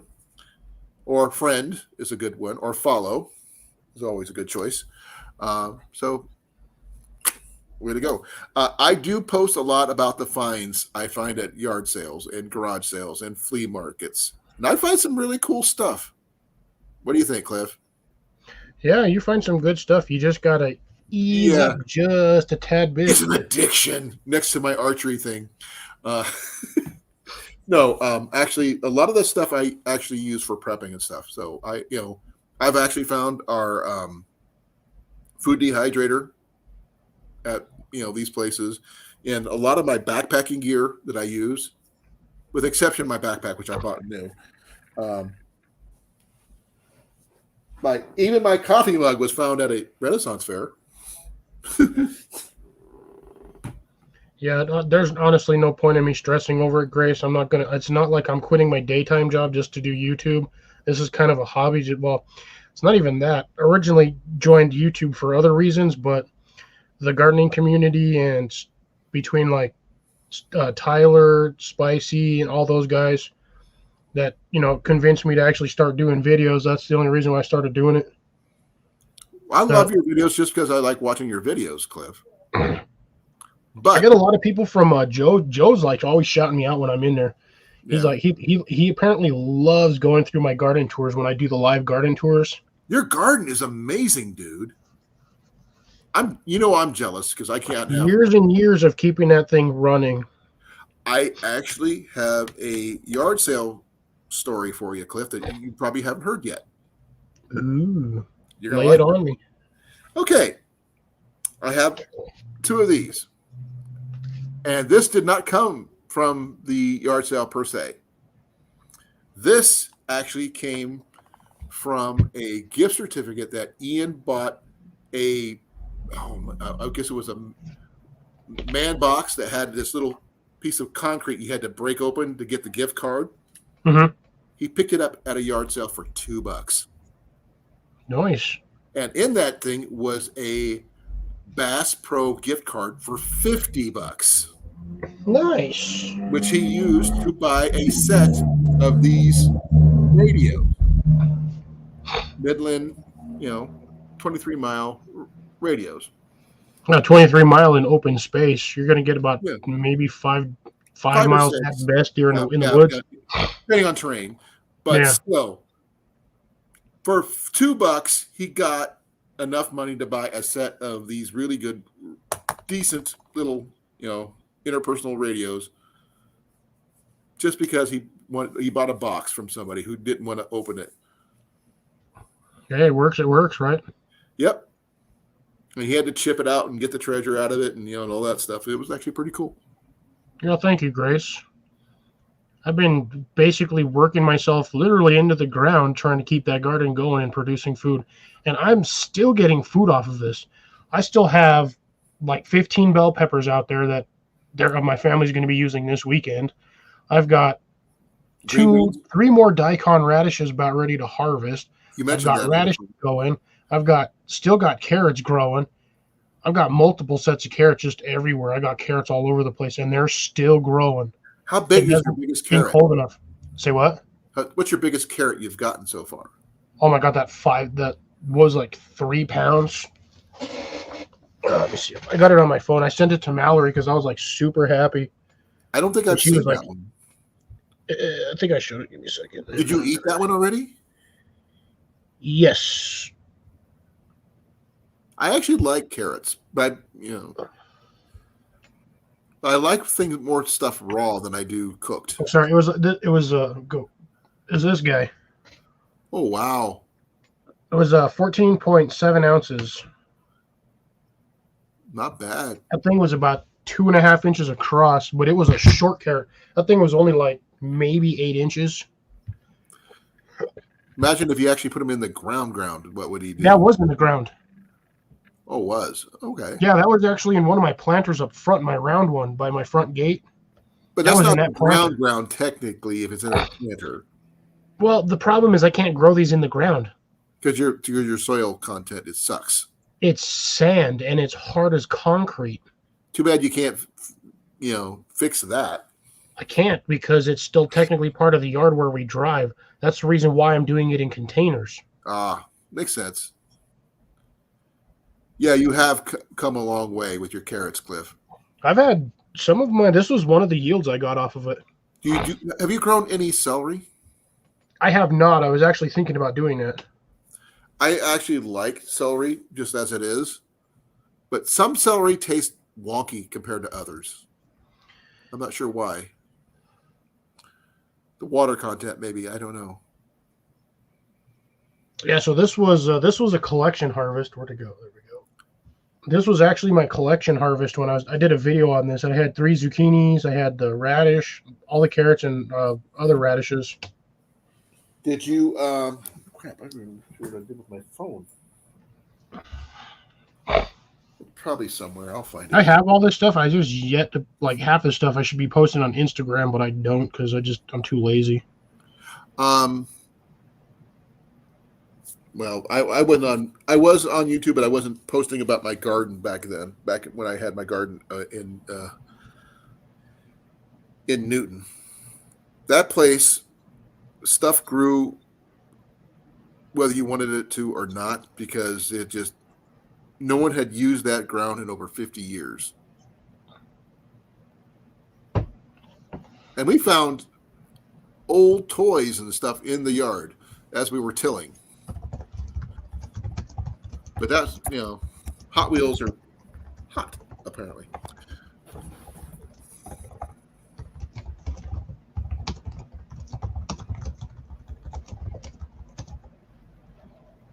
Dude, you can type.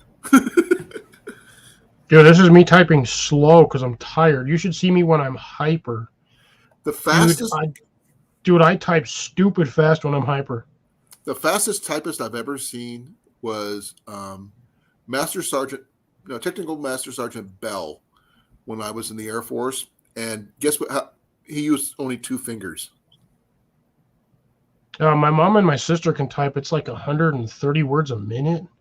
His was that high, but they type stupid quick. But he started back in Vietnam when he learned how to type on a manual typewriter. So. Oh yeah, and you had to sit there and you had to punch those things, man. Those keys were hard as brick. Nowadays he's like. I mean, his hands were like flying.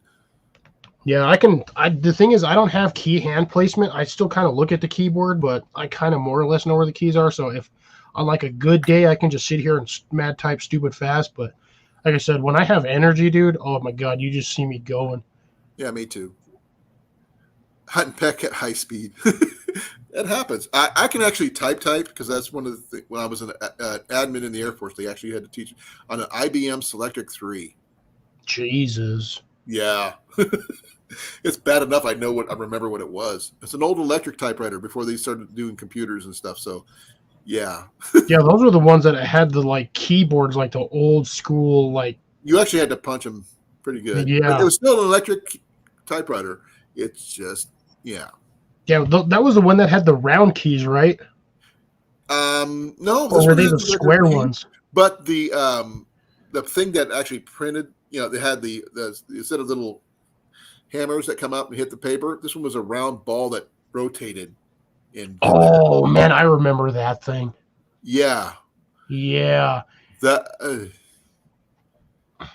having to change the ink cartridge on that was a pain. It was rollers actually. We had one on each side.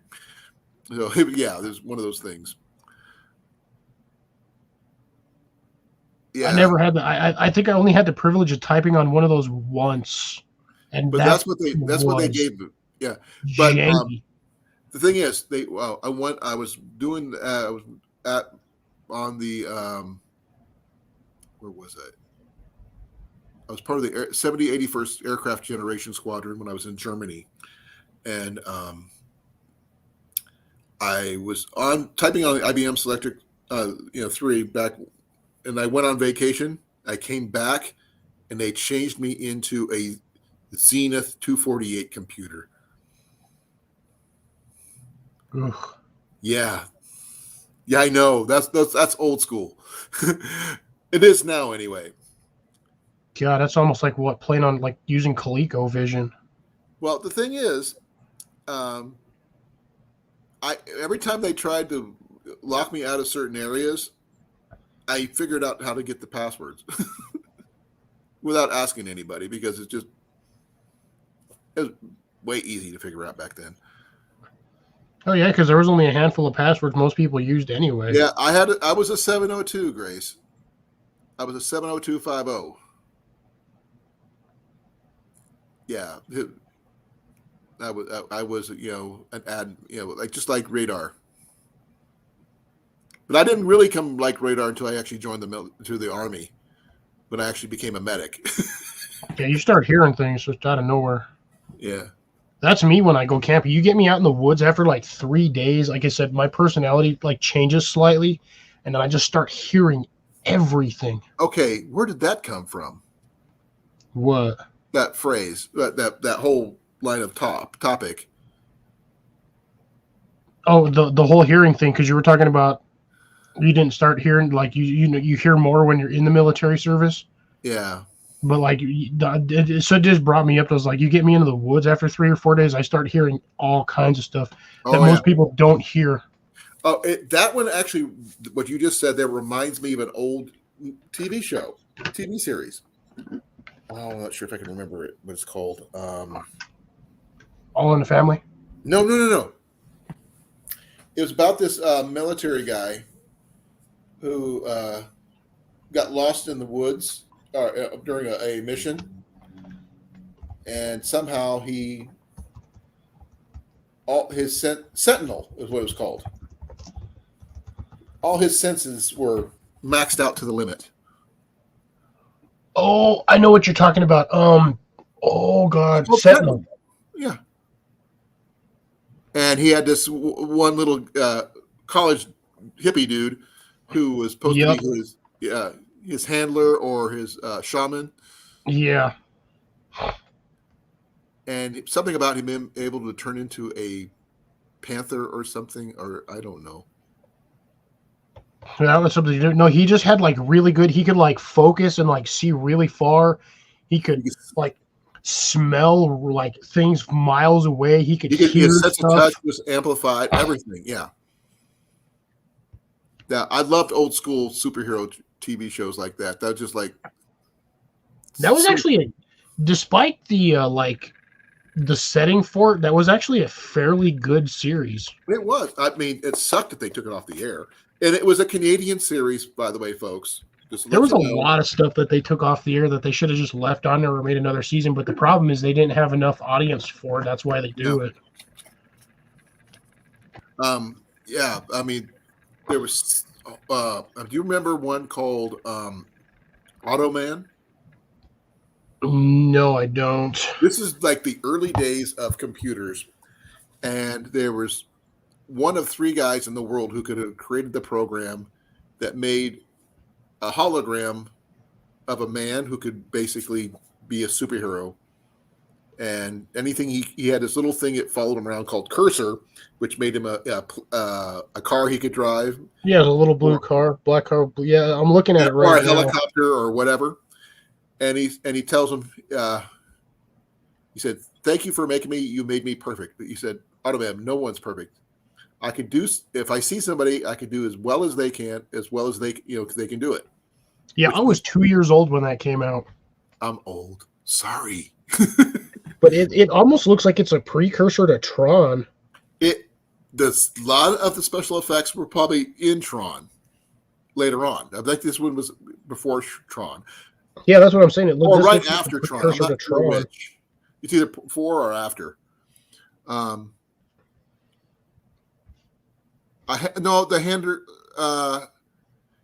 He was actually called he called himself a shaman of the city, because his inner spirit was a wolf, while the inner spirit of the Sentinel was a panther, I believe. Yeah, that's where I'm getting it. I think it was I think no, his was I think his was a jaguar. Something like that, but a black one.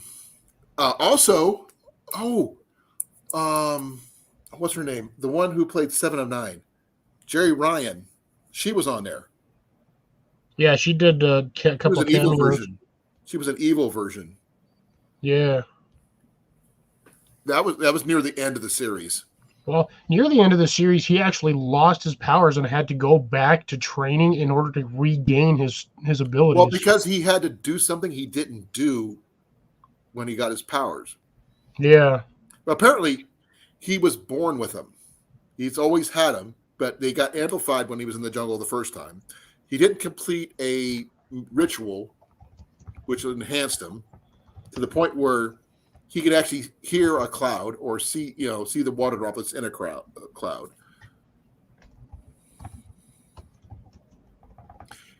Cliff, you just got a new cub to your den. I've already fully typed the response and everything. But I think you should call your people cubs. No, they're fox. They're technically kits. Yeah, kits. Or they're either vixens or female. The males are called what? Don't think there's actually a technical term for a male fox. Cliff. I don't know. That's a good question, actually.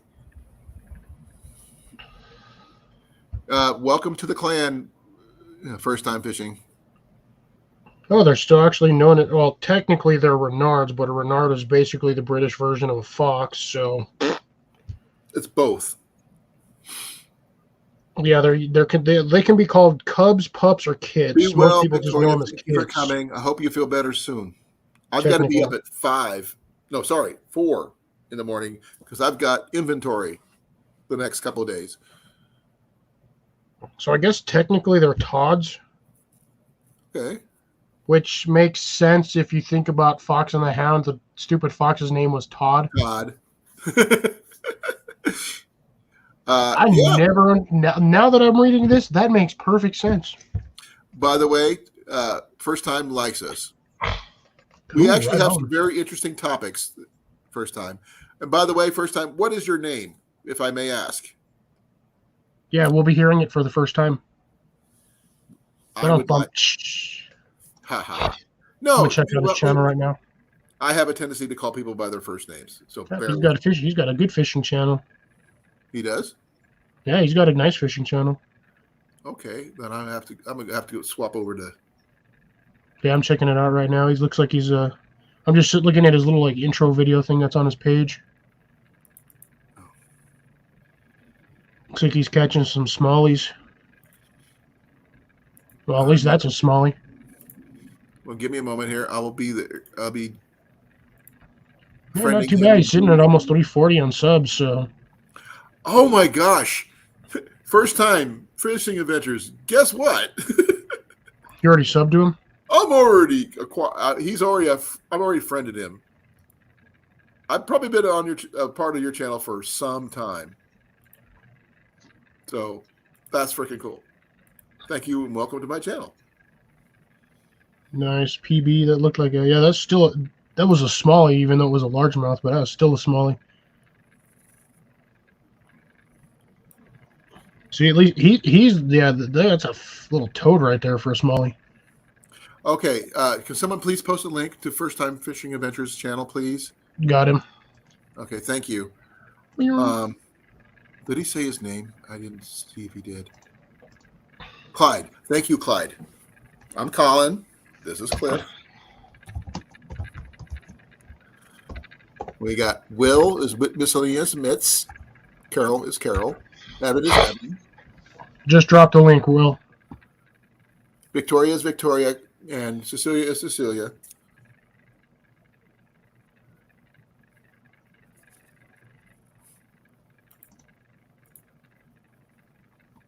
And Colin just muted himself. Oh no, never mind. I'm on my YouTube side. I did not mute myself. No, I thought you were muted because I'm like looking at the screen and you weren't making any sound, but then I realized I was on my YouTube side, so I had no sound on it to begin with. Well, Clyde, welcome to the clan. Welcome to the den.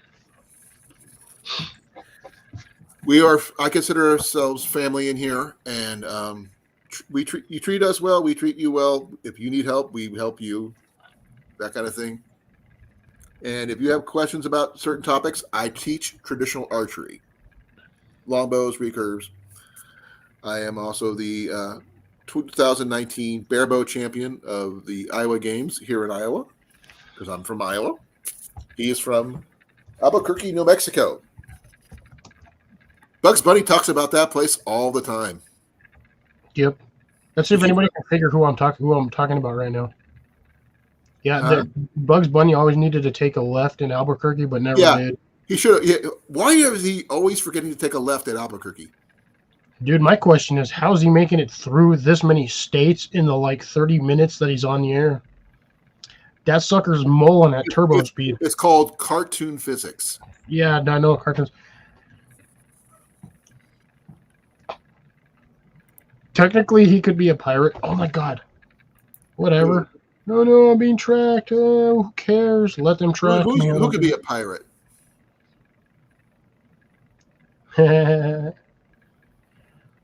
Technically, if you read somebody's name backwards, their name is Knave.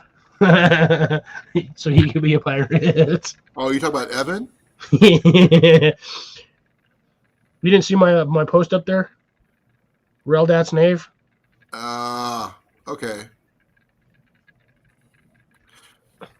No, I don't like using my birth name because it just... I got him on that one yesterday. He walked right into it, wasn't even expecting it. I don't usually go by that name. You know that. Evan. He says Evan is just his Earth name. All right, Leroy Jenkins. If you say Talon backwards, it's Nalak.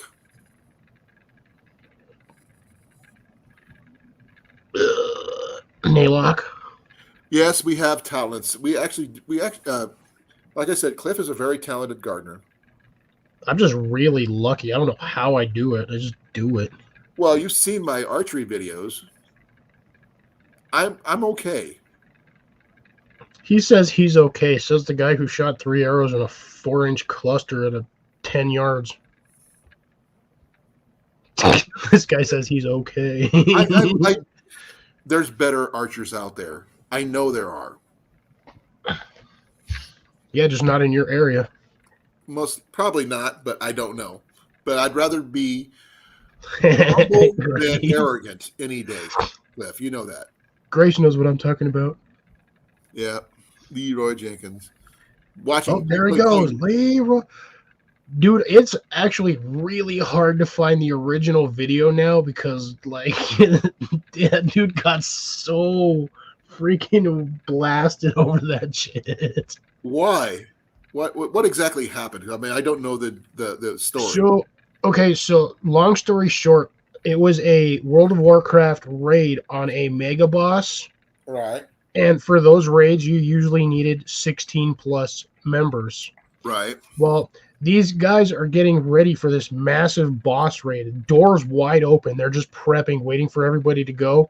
And the leader that's organized this basically said, all right, guys, in a few minutes when I say go, we're going to go into this raid. And as he said go, the dude named Leroy Jenkins just straight ran into the boss raid and started it and almost ended up wiping out the entire raid party. It was staged. Staged or not, it was still Owen, thank you for hilarious. coming. We got Owen 6 just came in. I don't know who that is, but thank you for coming. I was just trying to figure out what his profile picture was, and it's 2 dudes arm wrestling. Is it? Yeah. I've got really good eyesight, even for something that small. It took me a second. I thought it was a bird. I've done. I professionally arm wrestled for a little bit one summer. I tied the state champion for 15 minutes and I didn't even know what I was doing. We'll see if Evan gets on. I know exactly what Evan's talking about too. It's funny. He goes, I also go by Paul sometimes. LOL, long story. I know exactly what he's talking about. So there's my response. I want to know what's going on now. You got me. You've never seen the movie Paul? I know. Oh, Paul, the one with Simon. Yeah. Simon Pegg. Yeah, Simon Pegg and the little alien guy, and he's yeah. That's a good movie, though. That's a funny movie. I liked it when he was dressed up as a little cowboy and was walking around. Well, they had to because he was an alien, so they didn't want to get him caught. He dressed as a toy cowboy in a toy shop.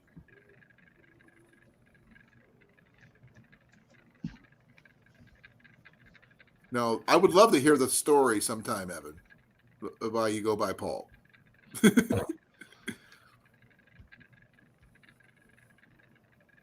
Wow. That's pretty cool, Grace. But I did that back when I was 17. Yeah, I don't arm wrestle. I can still I do it. I don't know if I can do it anymore. But I do know I held him. Let's see. They said I held him for like 27 minutes. And the guy who ran the event said if I had known what I was doing, I probably would have won. All I did. Yeah, it's easy to just hit somebody in a stalemate. I've done that before. I used to do it all the time with guys twice my size, and they're like, "How? How do you hold? Like, how have I not beaten you?" Like, you lock up and you just hold it. You just stay in one spot, and they can't. Like, I can lock fully, and my arm won't move. The thing is, I was so sore after that. I mean, my neck was all locked up and everything. Guajolote has a nickname. That's got to be like an Indian saying because it doesn't even in Spanish it doesn't even sound familiar. Okay, now that one I might actually look up.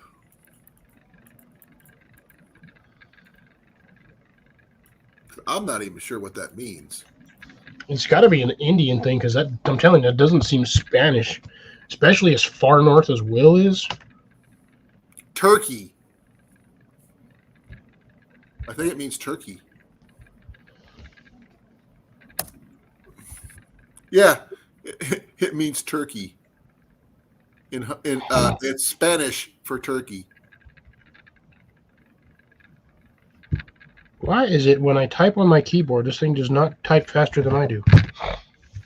Because it can't keep up? Dude, I hit keys and it just pops in its own random key phrase. I'm just like, that's not even what I typed. So Will's name was Turkey. Interesting. Okay, cool. That is nice. Let's see here.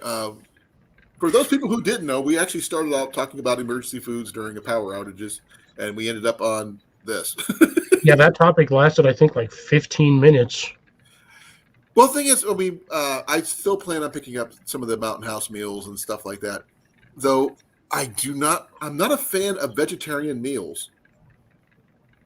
I'm not. Well, there's your story on why Evan's called Paul.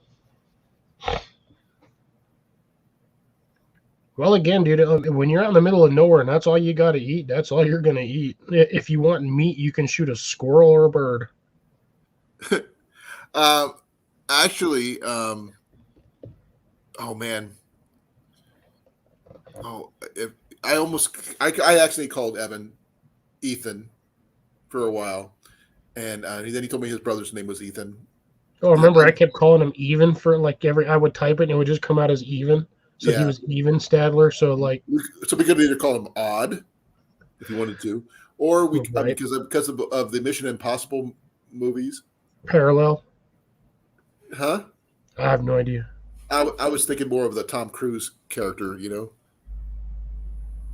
Oh, the nerdy dude, Simon Pegg, the character that Simon Pegg played? No. Well, not even though Simon Pegg was in the Mission Impossible movies. No, he was the Tom Cruise's character, Ethan. Oh yeah. As I know, Carol, but I'm a carnivore. I do like meat. I'm a hunter too. That sucks when you make food for that many people and then nobody comes. Oh yeah, dude. Do you eat if you're figuring for 18 people, you're looking at what, a 15-pound bird minimum, plus all the fixings, plus all the side dishes and everything else. Exactly. Yeah, dude. I would have been after like the first 3 weeks of eating leftover turkey. I'd have thrown it all in the trash. I'd have been like, I'm done. Although you can actually from the leftover, you can make some wicked shepherd's pie. Jenny made a shepherd's pie just the other day. Yeah, but you figure like turkey, chicken, the veggies that you have, some stuffing, Right. pie crust. You just make your own pie crust and throw it in there, and Jenny gravy didn't use mix a and pie everything. crust. She just used potatoes, green beans, cream of celery soup, and hamburger. She didn't have all the ingredients. This is what we had on hand. Gotcha. As a result or an insult, Will?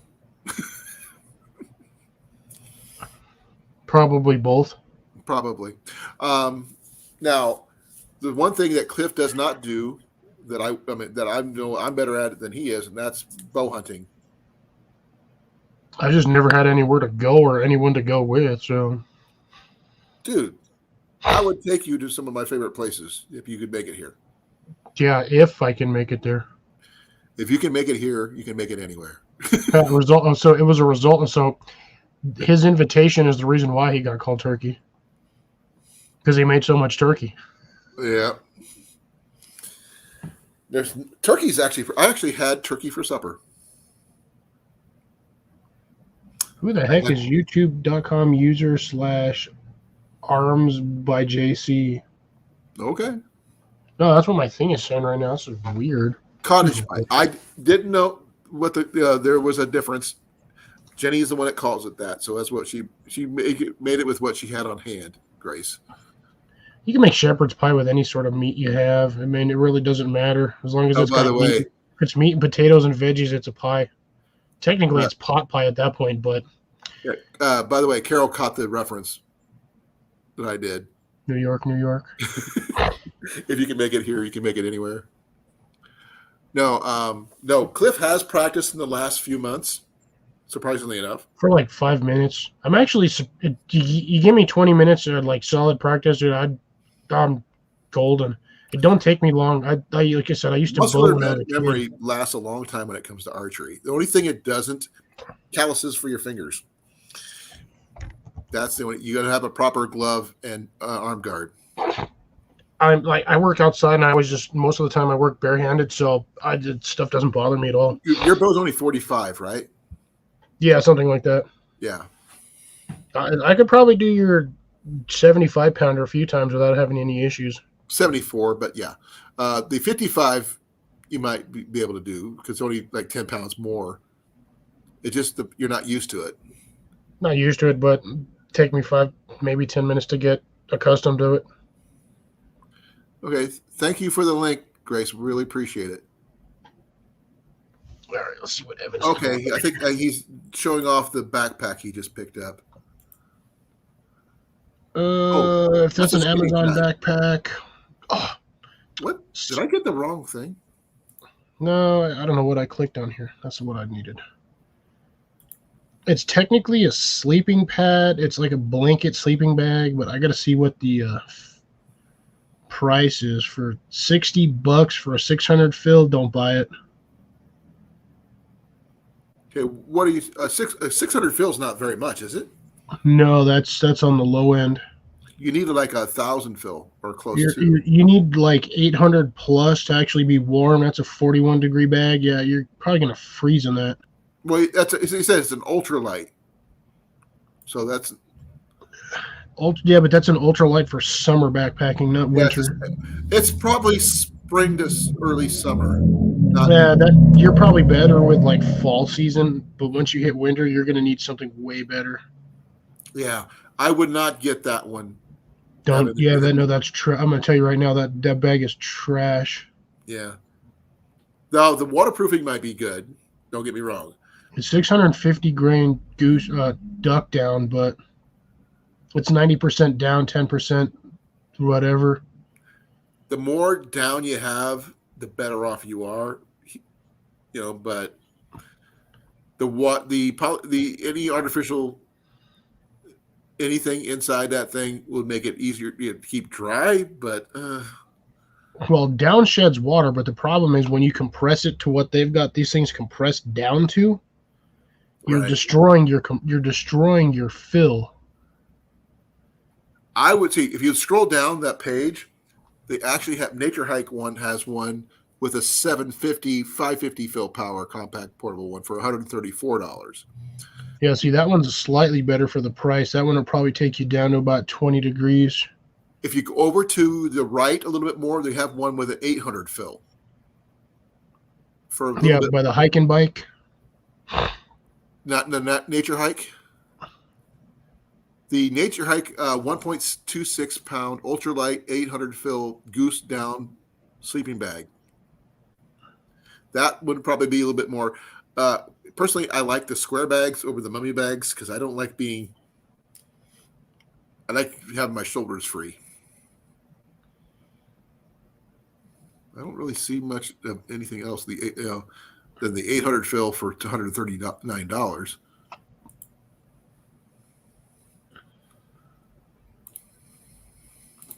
Yeah, I'm all right with mummy bags just because I sleep hot, so it keeps all. The only problem is my feet always get cold. No, do not get that sleeping bag and waste your money because. Okay, here's the first question: what environment and what time of year are you planning on using it mainly, Evan?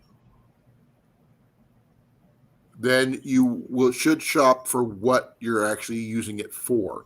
If you're planning on using it as all 4 seasons, go with the heavier fill. If you're planning on using it just for spring and summer, maybe early fall, go with the lighter weight, a little cheaper. But buy for what you're planning on using it for. If you buy for something you don't plan on using it for, it's just a waste of your money. Evan, I'm going to tell you right now, if you're going to spend $60 on a sleeping bag, just go to REI. Oh, better yet, go to the REI garage sale page. Well, the garage sales, actually, you have to be a member in order to actually participate in the garage sales. But still, it's worth your money to be a part of that, though. Oh, yeah, definitely. Because you can get fall and spring. You can get some really good gear micro cheap compared to your neighbor. Yeah, you're getting really good used secondhand gear that's in like almost perfect condition. Yeah, and I'm not a member, but I go and check it out and everything else. So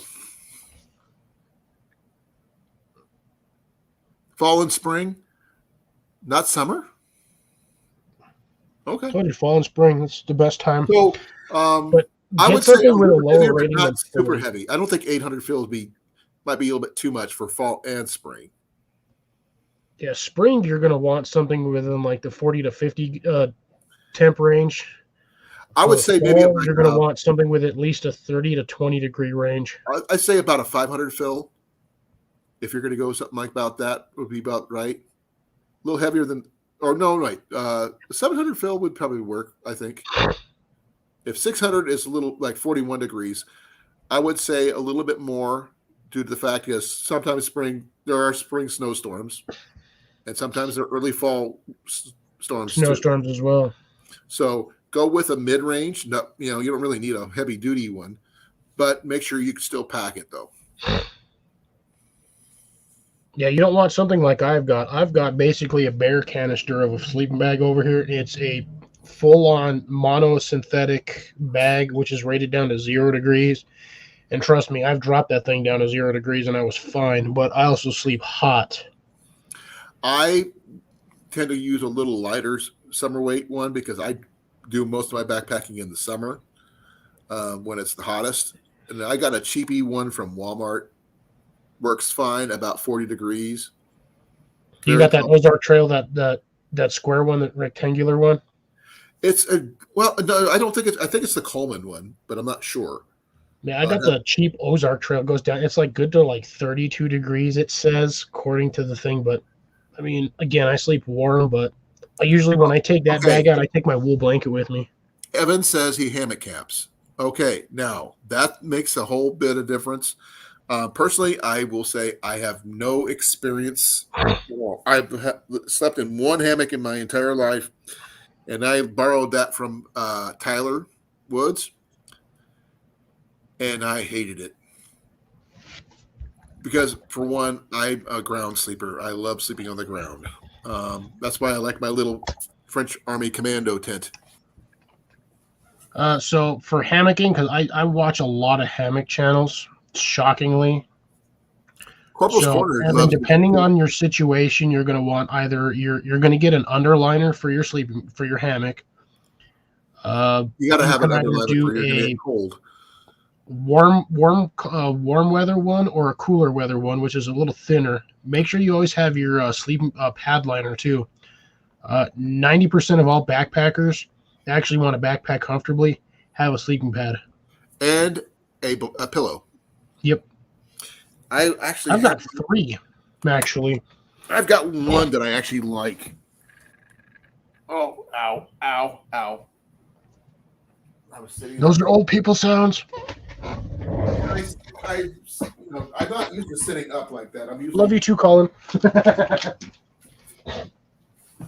Now, the new one I actually picked up at the flea market the other day that I like is this one right here.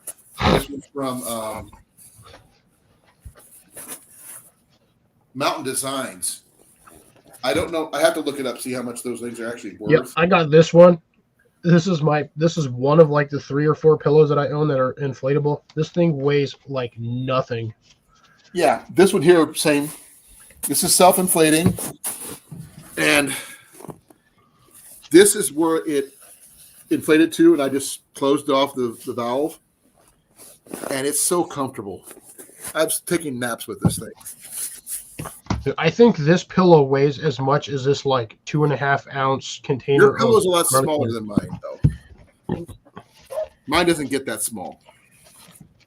I have another one. What do I do with the bag? Oh, now this thing is like ridiculously small. Weighs almost nothing, literally.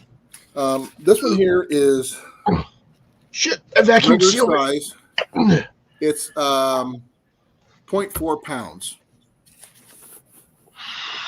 So this is 0.4 pounds. And it's 14.6 by 11 inches. For those people who are liking the metric system, it is 37 by 28 centimeters.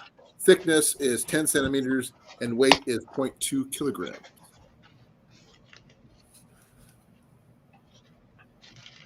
So this thing doesn't actually have the weight on here, but it's a 2-stretch nylon. Here's all my information. It's a 16 by 12 by 3. Well, look how thick mine is. Yeah. Mine's only a 14, though. Yeah, mine's actually, this thing is actually designed for mummy bags. I don't have a mummy bag because I don't like them. Yeah, I do. Because they also restrict my feet. And I don't like having things wrapped around my feet that much. Yeah, I've got the same problem, but I've like learned to maneuver in that thing so I can sleep kind of sideways and then I can move back in like a fish or a worm. I like the square bottom ones because I like. Well, they do make really good winter bags with the toe boxes are big enough where your feet can move around and stuff. Yeah, like you that. you can get a mummy style mummy bag, but they actually have the like wider foot box. The foot box is everything for me. That and the shoulders. Yes, it is, Grace. Yes, it is. The $10 one that you sometimes run across on like adverts, the YouTube adverts. I just paid like the $5 shipping and got it. So I basically paid $5 for like a $10 pillow. I paid $2 for this one, and I'm not even sure what the Mountain Designs one is. Yeah, this is and it's oddly, the material that this thing's actually made out of is really soft. It does not hurt the skin. You can just sleep directly on this. Like, this thing is stupid comfortable. I've slept all night on this one time. I just said the hell with it. I just, like, took my pillow off, and I just slept on this thing all night.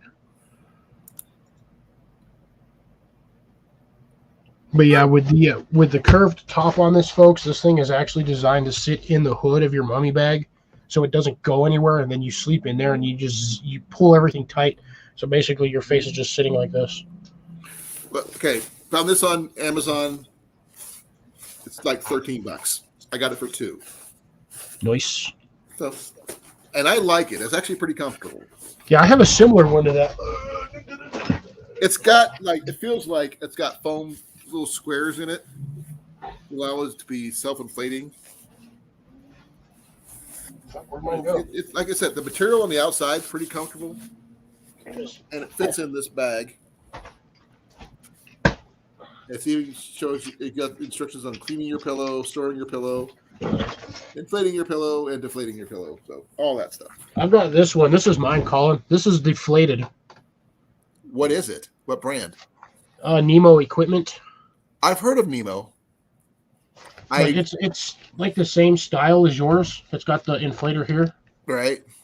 But mine's actually deflated right now. But this thing is super soft. It's like a felt material. That's what mine is. And like it's just as wide as my little black one. Right. Like almost the exact same dimensions. But this thing will fold out. Let me inflate it. Mine's inflated partially. Yeah, mine's it's got the internal foam core, but no, this I just left mine like this, inflated on its own.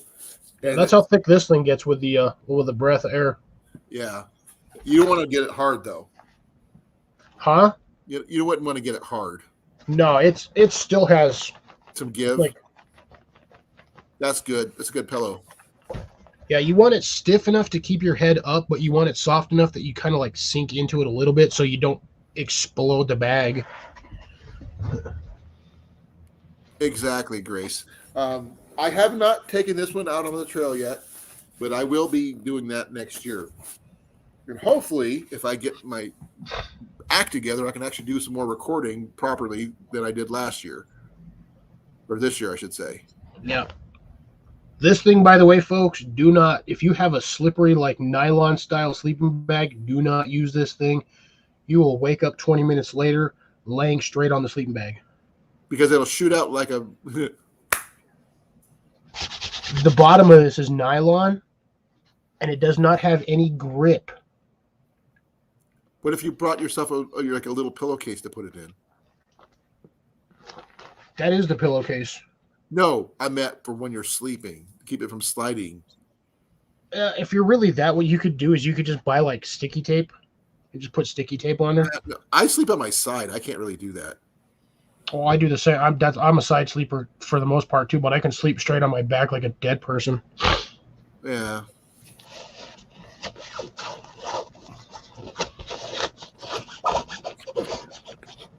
I might actually have to take that off because that is annoying.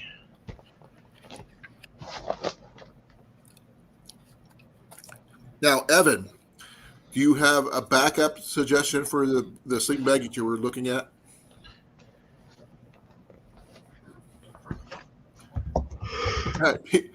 Okay, you can tell he's young for this reason. Cliff. Yeah. Dude, for the most part, usually once you hit you can sleep fine on most hard surfaces and roughly until you're about the age of 25, and then it just starts killing your back and neck. But remember, he is also taller than the average person too. He's 6'4", so he's probably going to need an extra long whatever he gets.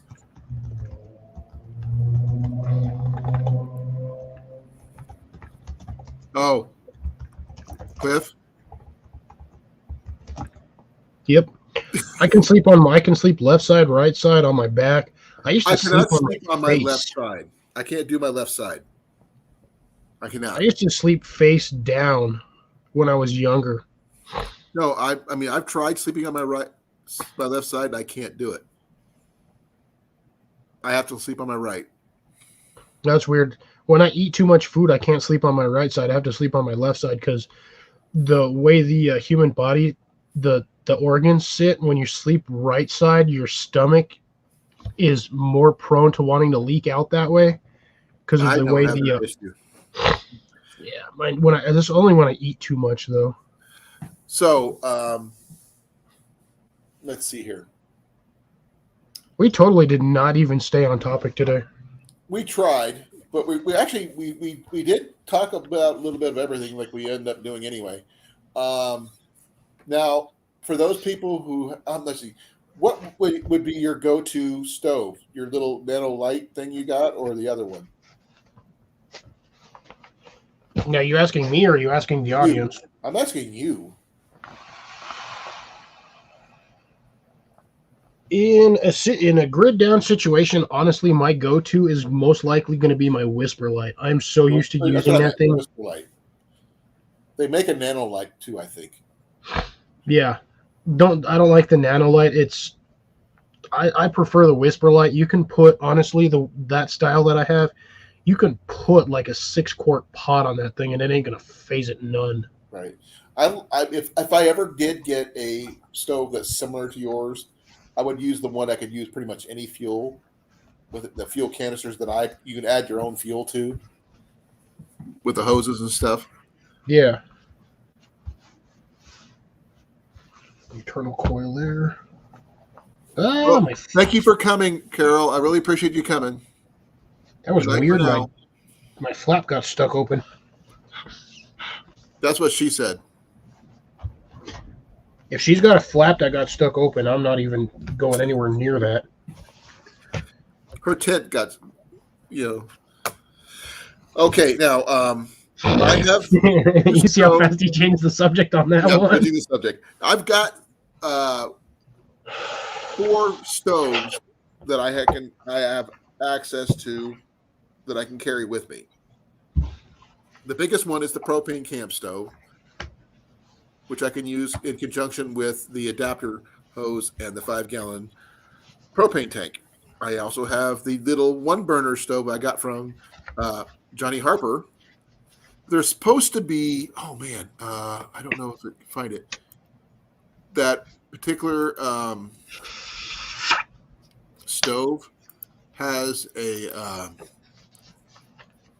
That's how flat I can get that OV pillow.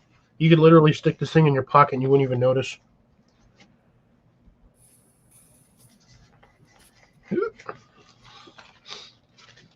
Okay, the butane stove.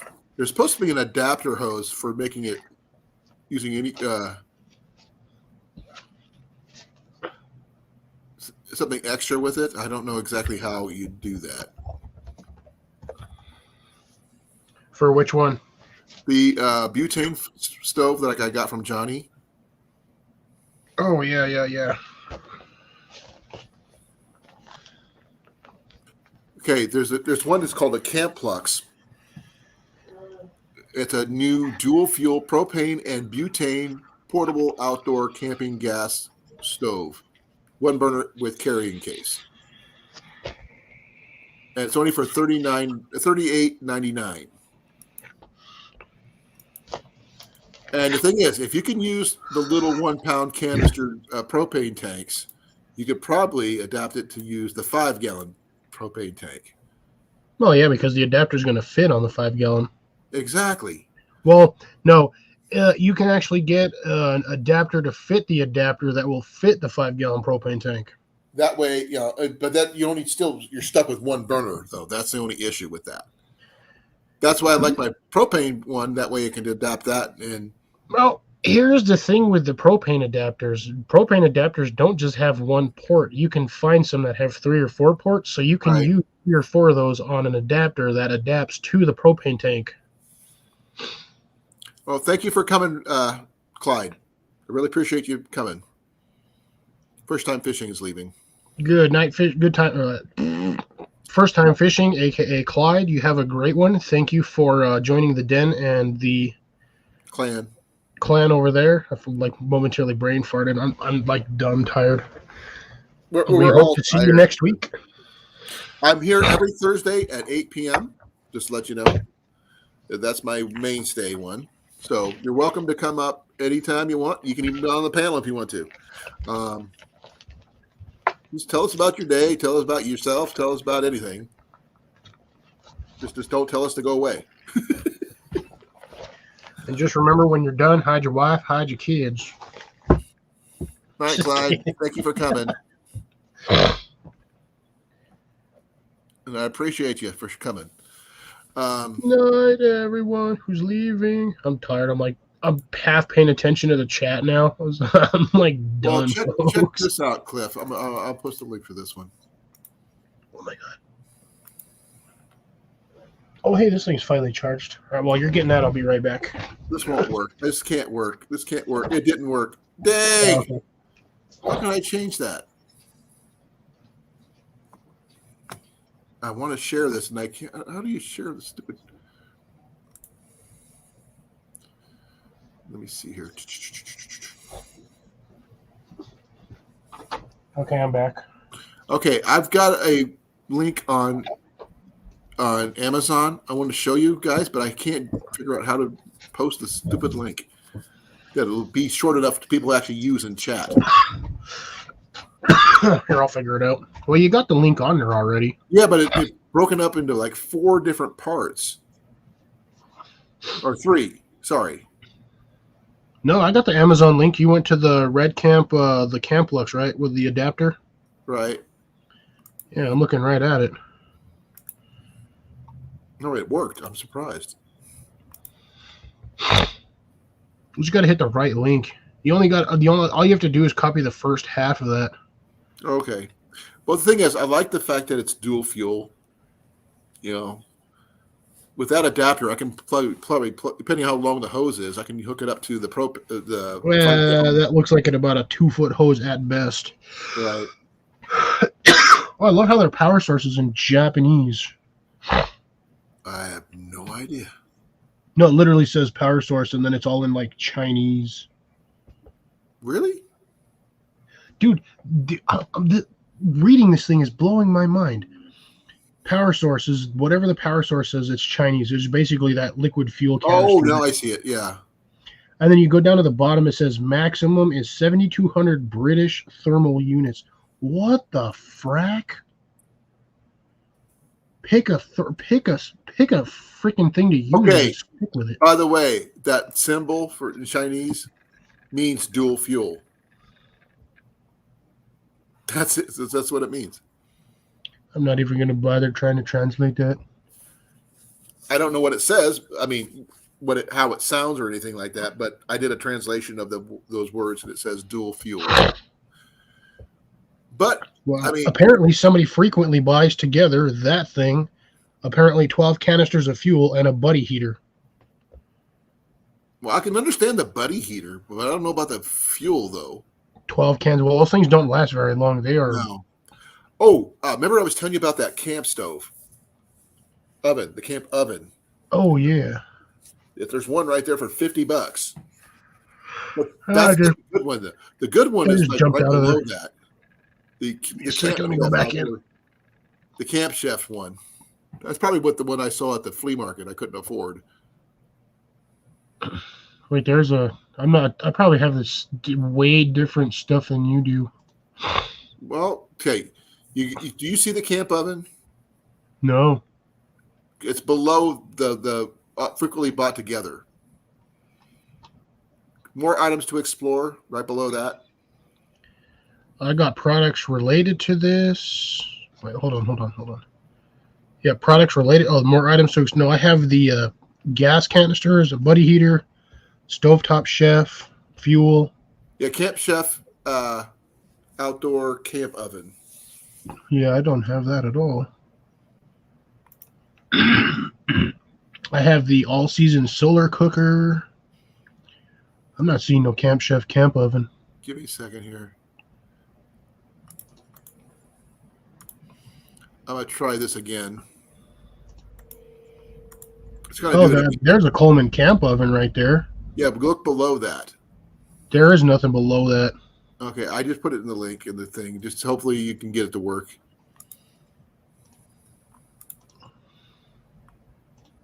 Yeah. Stop clicking. Oh, that thing. No, I didn't even see that on my screen.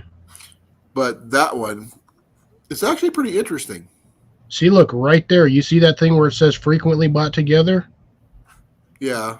That is a dual hose connector, Okay. which means you can run 2 hoses off of that, and you can run 2 stoves or 1 stove and one of those burners.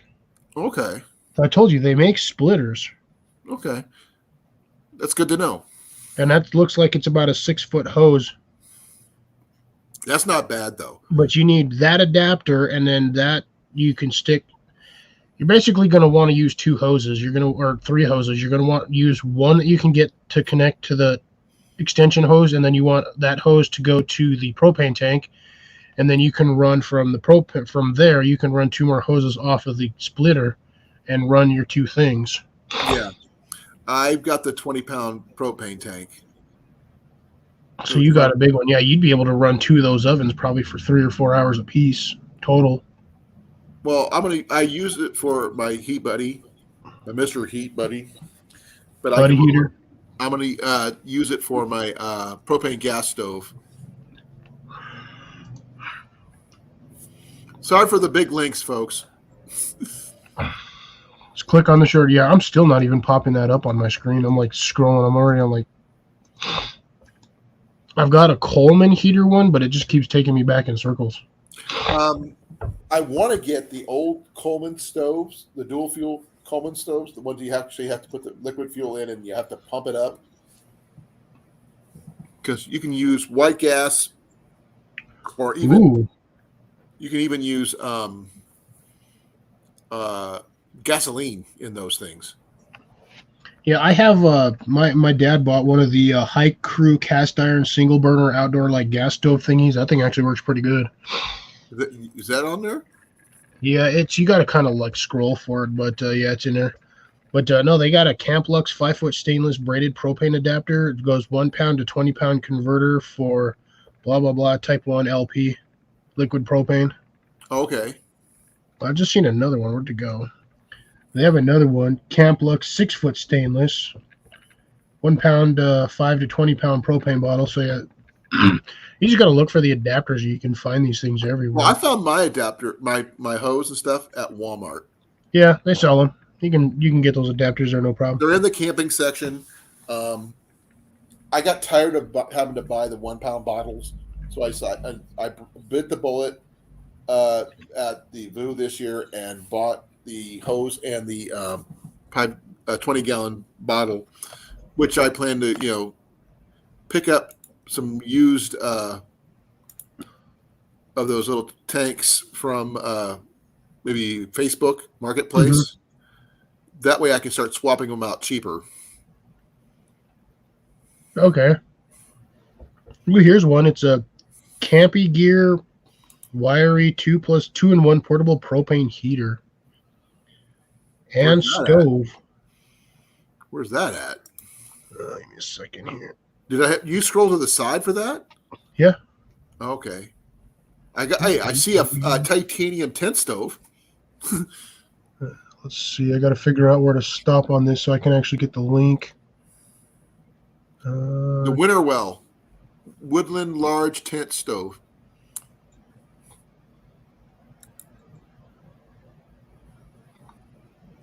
Wow. Wait a second here.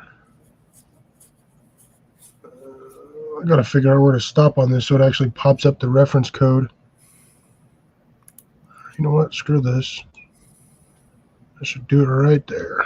The High Crew cast iron double burner. Is that what you're talking about? There's a shorter one. Let's see. Let's see if this link works. Somebody click on this link and tell me if it takes you to anything useful. Let me try. I haven't seen the link yet, so it'll pop up here in a second. No, he's on his way, Grace. He just got done. He said a couple minutes ago.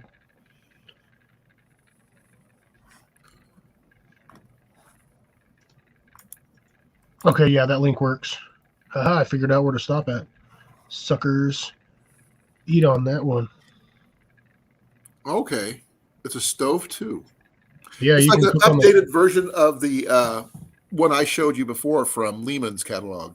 Yeah, kind of. But that thing, it looks like it can hold a huge pot. I mean, look at those. If you scroll in like the top of that thing. Yeah, it's a lot flatter. No, those feet pop out. Oh, they do. That's cool too. They're on hinges, so you can put a huge pot on that And thing. the fact that you can put a propane bottle, Yeah. a propane tank on there. Oh, dude, scroll it. If you go zoom over like the fourth picture, it'll show you the thermal rating for the range on that thing. That is ridiculous. It also shows you can put LPG gas only. Yeah, that's liquid propane. Yeah. They actually have the 12-foot propane tank adapter hose. 12 feet. Yeah. It's anti-tip proof. So basically, once you get it, tip it to a certain degree, that thing shuts off. That's Oh, yeah, right there. The Covery 12-foot propane tank adapter hose. That would $30. actually make a really good backup heat source and cooking source. Yeah. That's a dual portable one right there. That one I might actually consider. For $100, that's not bad. Yeah, I know that is actually probably that's. Oh, see, now I find the Camp Chef outdoor camp oven. You found it? Yeah, it just randomly popped up on my thing. 4 stars and above, it just pops up over here. I'm like, what the heck?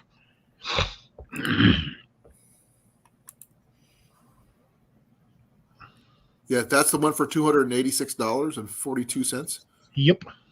Yeah, that's the one I was telling you about. Yeah, it That's just the one I randomly saw popped up at on my the thing flea now. market. They wanted $100 for it. I didn't have it. But, that would have been good for like Jenny who likes to bake. That's funny. So whoever buys these campy ones, apparently they buy that plus the adapter plus the that looks like just a standard 5-gallon propane bottle. Total price $162.82. Yeah, that's actually not bad. Sub $200 for a heater, stove, propane adapter, and a propane tank. Yeah, but I thought you couldn't ship propane through the mail. You can't. Those tanks come empty. Oh, okay. And you just swap it out? No, you just take it to a refill center and they refill it. Well, there's no refill centers here. We just we get tank exchange places. Oh, no, then you're definitely not going to want to buy it. Just buy the heater itself. Well, get the adapter plus the and hose. Yeah, I'd get that. That's a 12-foot hose, dude. That you can go a long way with a 12-foot hose. Well, that would, like I said, that would probably work for my my house. Yeah, because you can keep the propane tank outside because propane won't freeze. Right. But for emergency heating source for like my house, I mean, if it worst came scenario type of thing, then I would just use the firewood and use my fireplace. But I don't know how long it's been since this fireplace has been used, and I would definitely have to get it inspected and cleaned before I would even consider using it. I like the blue version of that. It comes in different colors? Yeah, if you just scroll down just slightly on that page, it says you can pick your colors. You get Orange, slate gray, navy blue, and orange. I kind of like the blue. They say in here it's taupe. Yeah, it's gray. And it's navy blue and orange. And orange. I kind of like that navy blue. Actually, looks pretty Navy good. blue's not bad. The taupe's not bad either. Technically, not orange though. Yeah, orange if you're want to be found, but it comes with a complimentary hose. Fuel is. I wonder how long the complimentary hose is. That's the only thing it doesn't say. Let me see here. Is it down below? I'm looking. It doesn't say. Yeah, look at here. We go. Equipped with adjustable flame controls, blah, blah, blah, cooking positions, and the collapsible pot stands can support pots range from 3.9 inches to 12 inches. Dude, that is a huge pot. Yeah. Tip over switch, blah, blah, blah. Camp gear offers you 2-in-1 stove. Yeah, it doesn't say what the... Oh, here we go. More product details.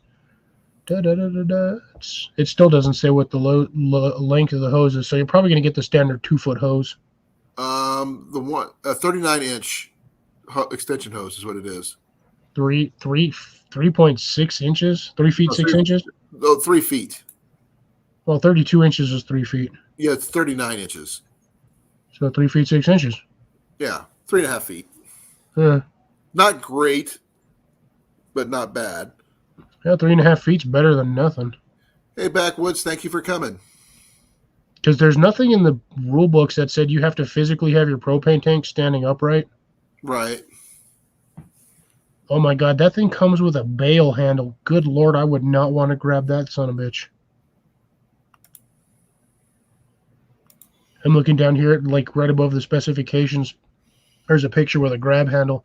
Ain't no way I'm grabbing that. No. Unless that thing has been off for like an hour. I think that would work great for the cast iron skillets. Oh yeah, that would work. You just pop the feet out. Mm-hmm. How much does it weigh? Where was the specs at? Weight is 7.78 pounds. That's not bad. So it's pretty heavy, but More sub of a 8 base pounds heat. for a heater stove, that's actually pretty darn good. I would not use that in a nylon or backpacking tent. Oh For a god, no, that thing, dude, you'll melt your tent. A canvas tent or something like that would probably be a little bit more reasonable. Your house, again, reasonable, long as you have a good solid surface to sit it on. Honestly, that's probably a good thing to have for a log cabin or a supplemental camper. Yeah. It'd probably be used more for heat than it would be for cooking, but it'd be like a backup cook thing only. Yeah, because like I said, if you look up at the top where it has the where'd it go, the heat radiation, dude, you're not gonna want to grab that regardless of where that thing is at. Right. 13,000 BTUs. That's a lot. Yeah, that's hot. It's blowtorch level. Oh yeah. And if you look down at the specs down below, and it says it's got a with a 20-pound propane tank, 42 hours at max fire. Yeah. That's almost 2 straight days. Yeah. 5-gallon bottle. So that's not bad. You only can imagine how long that thing would last on a 50-gallon bottle. Right.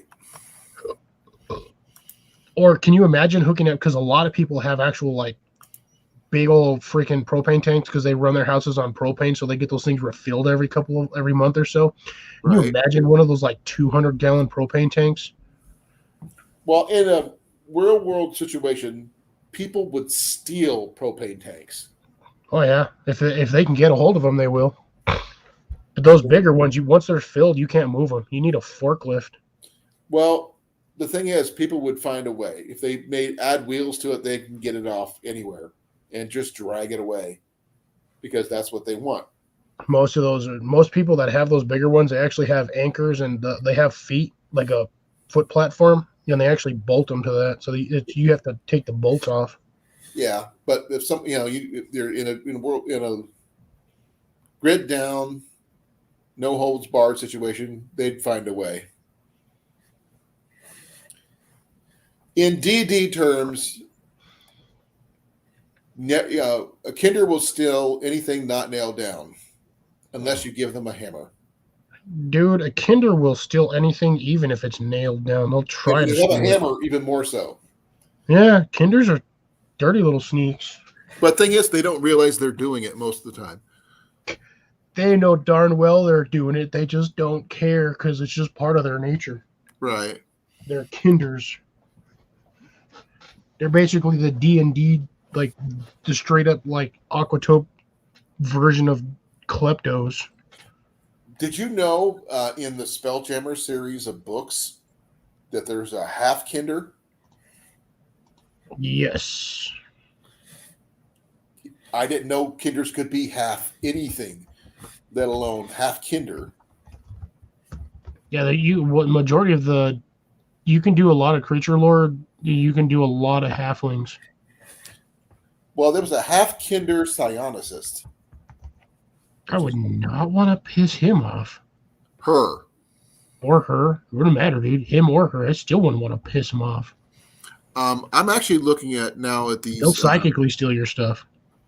I'm looking at the Winterwell titanium tent fast fold titanium tent stove. Oh, I just blasted off that page. Solo Bushcraft. Didn't watch that one. Still got to watch. Includes a 9-foot rolled chimney pipe. It's a 4-pound titanium wood burning stove. It's lighter than the other thing. The one we were looking at, this is lighter. Yeah, but that's a wood stove. True, but still. Now, the only thing I would, for accessories, I would want is some way to heat water with it. There it is, the Winterwell Nomad Medium Tent Stove. I don't know if it's or the large one. This one is the fast fold. I don't have that one. It's not popping up. I've got the let's see, it's the Winterwell, right? Yeah.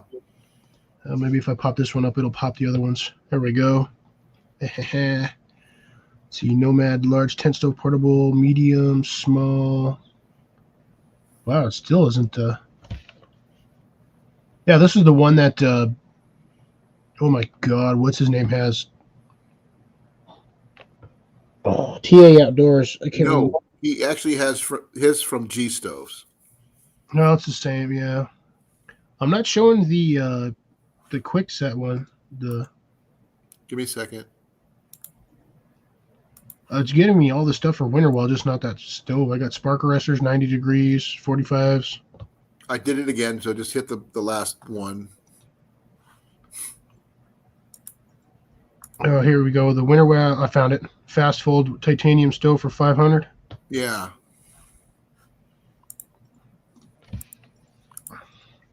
But that's titanium. It won't retain heat at all. No. It'll heat up fast, but it won't down hold faster. Heat. But it does allow you, heat transfer efficiently. Yeah, it'll warm up faster, cool off faster, but it's not going to retain heat like a steel one would. A steel stove will hold heat for a while. Yeah. But I don't know if I would get one for $500 though. I'm not particularly fond of that style of stovepipe. You basically have to roll it up and throw those rings on there so it doesn't unfold on you.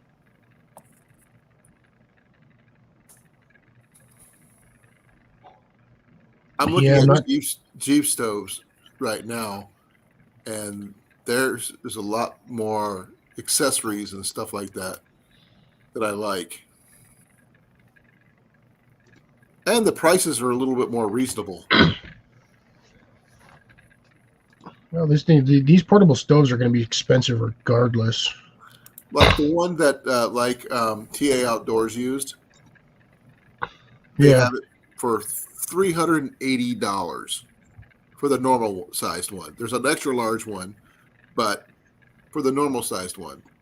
And with the accessories such as the airflow controller, the fireproof mat, the oven, and the water heater, water tank. Yeah.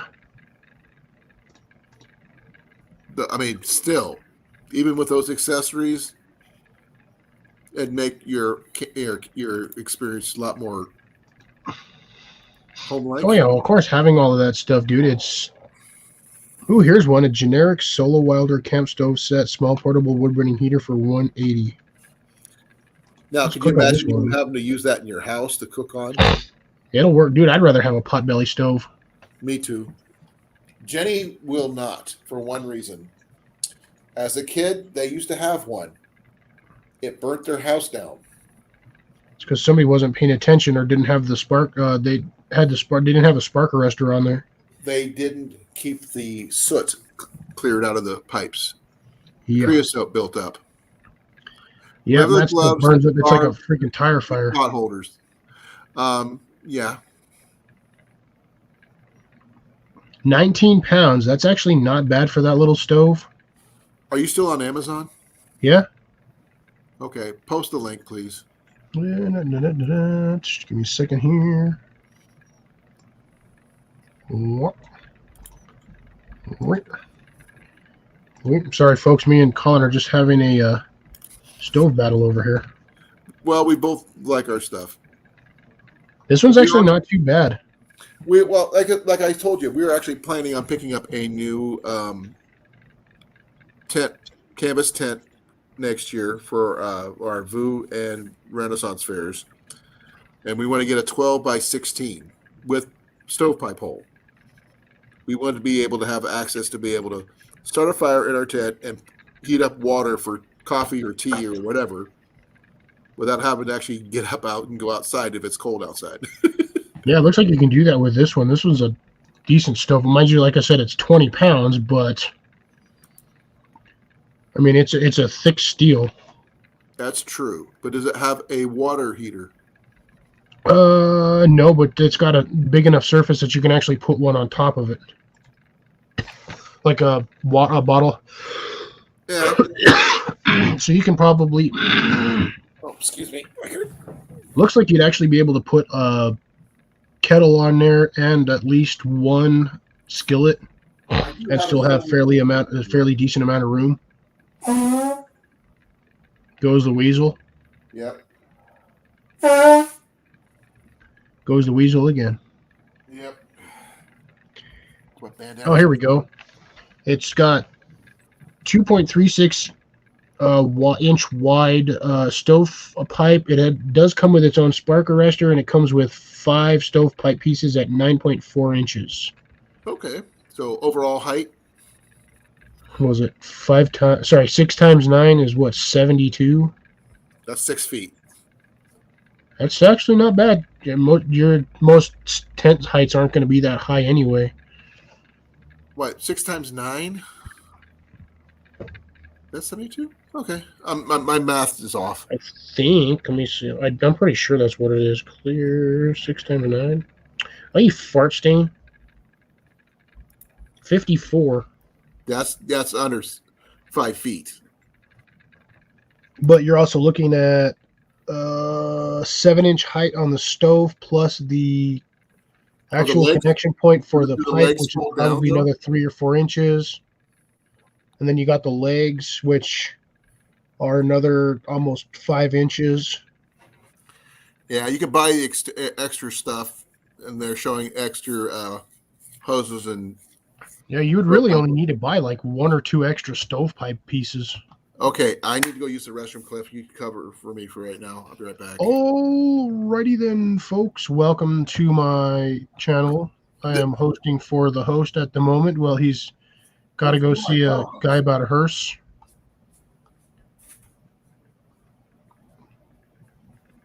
Yeah, it's actually not too bad. I wouldn't want to put that on an uneven surface, but looks like it's fairly stable. All right, let's see what's going on in the chat here. Who all is left? Yeah, it's basically, Grace, this is you carry this in for a base camp. You just use it as a base camp stove. I mean, 19 pounds ain't too bad if you have somebody carrying it, but majority of people that are going to drag this around are going to be either tent camping in the middle of winter or like on the cusp of winter, and they're going to, like I said, they're going to have this at a base camp. So they'll take this either via sled, ATV, or they'll just carry it. Because technically the support pots on this thing, I wish I could show you guys. Actually, I threw the link in there, so if you guys want to look at the link, it's got 2 fold-out stands that look like they're about 6 inches each, give or take. But those are actually technically the handles. So you carry those with that. But yeah, 20 pounds wouldn't be too bad. But it's definitely not for long-term hiking trips. This is more for like full-on base camp. Like you have a camp set and you just go in and out of there.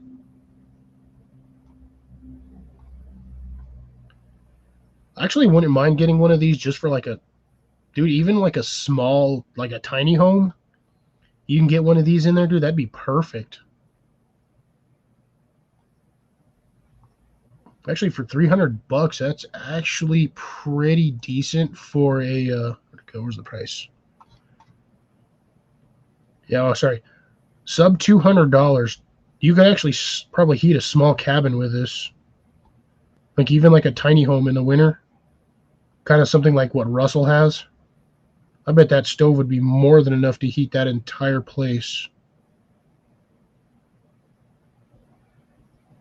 Ooh, I wish I could try to save this. I bet Russell would get a kick out of this thing. But I don't know if he uses, I think he uses propane heaters, though, for his place. Be nice if Russell was in here. I could actually send him the link for this. But I kind of like that, the way that looks. It kind of looks neat. Not too fond of the...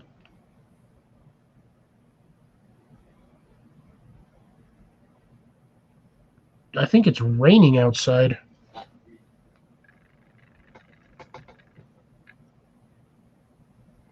Either that or that's just my fan. But anyways, looking at this thing's actually not too bad. Oh, okay, so it does have a slide air thingy. It's like brass and stainless or stainless. It's painted metal, but that paint's going to come off when you heat that thing up regardless. You will probably get a little bit of warping, but as thick as that steel looks, you're not going to get too much. Let's see, who do we have left in here? We've got 6 of us watching. Ain't too bad. We'll probably end this here shortly once Colin gets back because, like you said, he's got to work all weekend long, so he's got to get some sleep. I work tomorrow night, so I would like some sleep before I do have to go in. So I'm already going to be wiped out tomorrow as it is. Go back to my StreamYard, pop up my chat.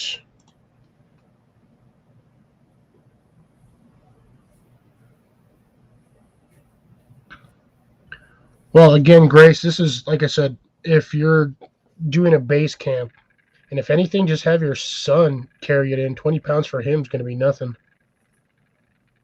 Might get tired of carrying it after, 5-6 miles, but if anything, just take like a little cart. And put it back. Yeah, and I'm back.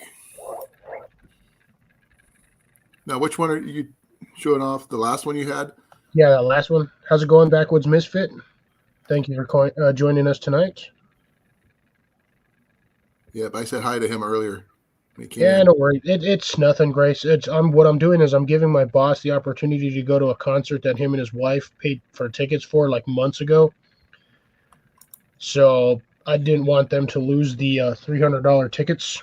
So I'm working for them tonight. The night they'll work in the morning, and then I'm covering the night shift. Okay, I'm from Iowa. I'm from New Mexico. And we talk about pretty much every topic under the sun, depending on any given day. Sometimes we stay on topic. Most times we don't. I'm traditional archer, and I'm a gardener. Well, at the moment, I'm a gardener. Once I have more free time, I'll be doing other stuff. I was going to say, like, on your story about you covering for your boss and everything, you should cover for you can actually get some time off. I technically get 1 day off a week. That poor man hasn't had a day off in 5 months. Well, the thing is, you need time off too. I mean, more than just a day.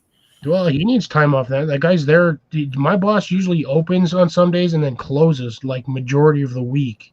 He's there 8, 12, 14 hours. It's his business. He can do that. Yeah. I don't mind working the hours. It's just more paycheck for me. That's really all it is to me. Right. It sucks, but I'd rather have the pay. Okay. I'm not sure if you're into traditional archery or not, Backwoods, but thank you for coming. I've been an instructor for over 20 years, and he's been a gardener for probably that long too. Nah, I've more or less been into it for the last couple of years, but I'm getting better and better at it, and I'm working at trying to get myself some property so I can do this on an even bigger scale. Yep. For a part-time gardener, Cliff, you've got a better than average green thumb. Well, considering what I work with, as Grace said earlier, I work with what I got, and with what I got, I'm doing incredibly well. I've seen You are. people doing this stuff longer than me, and they can't grow squat. Exactly, especially on the conditions that you have to work with too. Oh You're yeah. also making your own potting soil. You're making your own compost. You're doing, Well, I'm trying my first compost bin to see what I can get for soil, but majority of my soil I buy from Home Depot. yeah, I but just blend it you together. mix your own stuff together though. I just mix it like, and that's it. Most people do the same thing. They'll buy like 3 or 4 things over there, mix it at home, and then just put it in. But I don't know, just what I mix. However I do it, it just works. Right. Let's see here. But I will actually be augmenting all of that this next season coming up. I've got a bunch of sand that I dug out from the greenhouse, and I'm going to have even more. Right. So I'm going to do a 70-30 mix. Now, can you do anything with the sand that you dig up, or are you just tossing it aside? No, at the what I'm doing is I'm sifting it out, getting all the big rocks out, Right. because I've got my yard is full of rocks everywhere. Well, I can't understand drill. that. I was baseline. I wanted to know what you were planning on doing with the sand. The rocks I can use for xeriscaping, which actually we have a lot of rock landscaping anyway. So, but like I said, the sand next season, what I'm doing is I'm doing a 70-30 blend on my soil. So Help retain water? 70% good dirt and then 30% of the sand. Sand's supposed to help with keep retaining water or something. Water retention. It'll keep it a little bit more aired out. 'Cause the stuff I'm JV. using now, when it's wet and it compacts, it's like freaking tar. JV just showed up. Oh, nice. Maybe get him up here. Oh, we don't want 3 fat guys up here. And that's a bad thing. Yeah, the computers might crash. The snack. You might sink. You might have a major snack attack.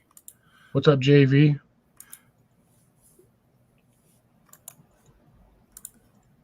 There we go. I just put it down there twice. Southeast Missouri. Okay. Raised in Wisconsin. I do minor bushcraft stuff. I mean, I do some giveaways. I do. I've given away a bow, 2 dragon-headed steel strikers. JV's at work. Oh, that's understandable, JV. Your lady was in here earlier, but she had to go to work. I'll be right back. I'm gonna check my weather outside. I swear it's raining, but I might be losing my mind. Well, that's okay. You're more than welcome to come hang out with us, chat with us. We talk about many different topics. I do some bushcraft. I do some backpacking. I do a lot of archery because that's what that's my major skill set. If you don't believe me, ask JV. He was my cameraman at the last time I shot on camera.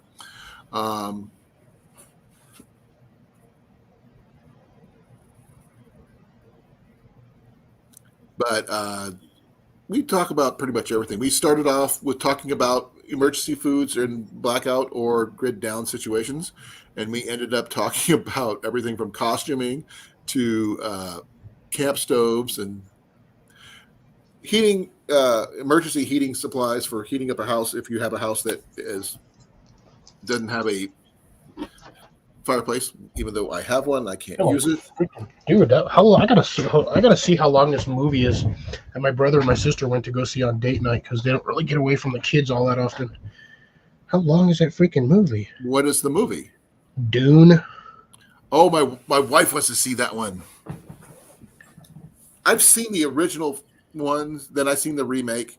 I have not seen the remake of the remake, so I don't know what's going to be expected. Oh my god, 2.5 hours.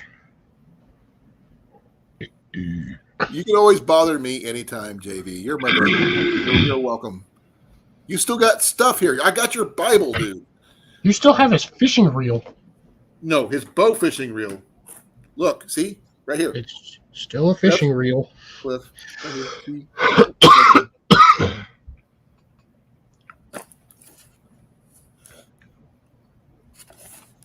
And most of it's in Chinese. Oh, JV's doing a survival hunting video this weekend. Oh, cool. Not taking any food, just taking his pack and his bow. Which bow? Well, JV's going to be losing about 15 pounds. Not for 2 days. No, which bow are you taking, JV? Okay, we're gonna off my thing. Ugh, I still gotta watch Mallory. I'm tired, folks. I haven't got any of her notifications from her channel. Check to see if you're still subscribed to her, because YouTube likes to randomly unsubscribe people. Nope, I got it. Master bedroom renos and made a wood sealer from beeswax. Something like that, yeah. It's right next to Mike Humphreys, Part 1, Release the Hounds from JV. Yep, I watched that one this morning. I haven't had a chance to do that yet. But I look forward to seeing it, though. A lot of my videos, honestly, I'll do like 1 or 2 videos like first thing in the morning when I wake up. I'll just throw them on while I go do my business to get ready for work, and then usually I just throw them on while I'm at work. I don't really watch them. I just have them running. I can't do that at my work, unfortunately. They kind of frown of having earbuds in or anything like that so I could hear what's going on. Oh, he's taking his compound. Well, JV, guess how you get better with your takedown? Practice. Not when you're in a survival situation. It's probably the worst time to learn how to use one, but it's the same thing as well, not really. Compound bow is a little easier to use, but I'd be more willing to bet something will fail. That's why I like, traditional bows, especially since I know how to make my own bowstrings. Yeah, Backwoods Misfits is new to the channel, so welcome them, please, folks. If anybody has Backwoods Misfits link, I would love to see it. Thank you very much. I don't have it either, but I will in a moment because I'm going to look it up. I wish the stupid 3 dots still dropped you to the channel links because it would make it so much easier. I know. Honestly, I hate scrolling and trying to find some people's channels because you click a channel name or search a channel name on YouTube and it pops up like 250 something plus channels, and I'm just like, I do not have time for this. I have already friended him already. So you probably got him either off of JV's channel or maybe Tyler's. I don't know. Oh, it doesn't matter. By the way, folks, that is Backwoods Misfits channel link. Please feel free to check him out. Continue. Oh, I've been he's been part of. I've been part of his clan for quite a while. I've been, haven't watched very many of his videos, but I have watched a couple. And I was going to say, me and Colin actually have some good news for the folks who are here. Johnny is still alive. Yay! You got those messages. You saw his big old fish. Yeah. So yeah, Johnny is still alive. He's still kicking. He is just stupid busy at work, working basically 7 days a week. Oh, one of the many things that we're going to be sending out this weekend is finally sending off Johnny's cornbread pan that we got. Cast iron cornbread pan from Iowa. Man, I thought you guys sent that thing off months ago. Yeah, it was due to the weight issue. Anyway, we wanted to make sure when we send something, we're going to send a whole bunch of stuff at the same time, like you did. And pack that box. I could have packed more in that box. I just forgot to put it back in. Oh, well, Ian's waiting for it for the next box. He's already got like 1,500 grams. That's going to last him forever. Yeah, but you promised him. Oh, I know. I still got to ship them out. I just got to figure out other stuff to stick in the box. Well, you can surprise Ian, but maybe with one of these. I could. I still have to make one. I honestly, I have on like 6 of those things I have to make on the back burner. I just haven't had time.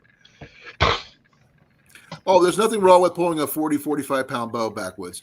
A lot of people, don't have enough. I pull a heavy bow. I pull a 55 to a 74 pound longbow. I even have a 100 pound longbow. I don't use it very apparently often. JV lifts. Yeah. Because JV just picked up backwoods. And you're getting a good workout there, JV. Depending on how big backwoods is and how heavy he is. Is he one of us? I would say from the profile picture, yes. But then again, I don't want to judge a book by its cover. He does look like one of us.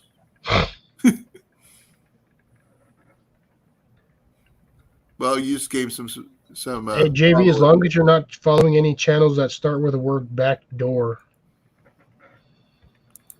Then once JV hears that, he's probably gonna be rolling over there. Probably. No, one of the things I'm sending to Johnny is a 6-pack of Jiffy cornbread mix. And Jenny Put each one of those in a Ziploc bag.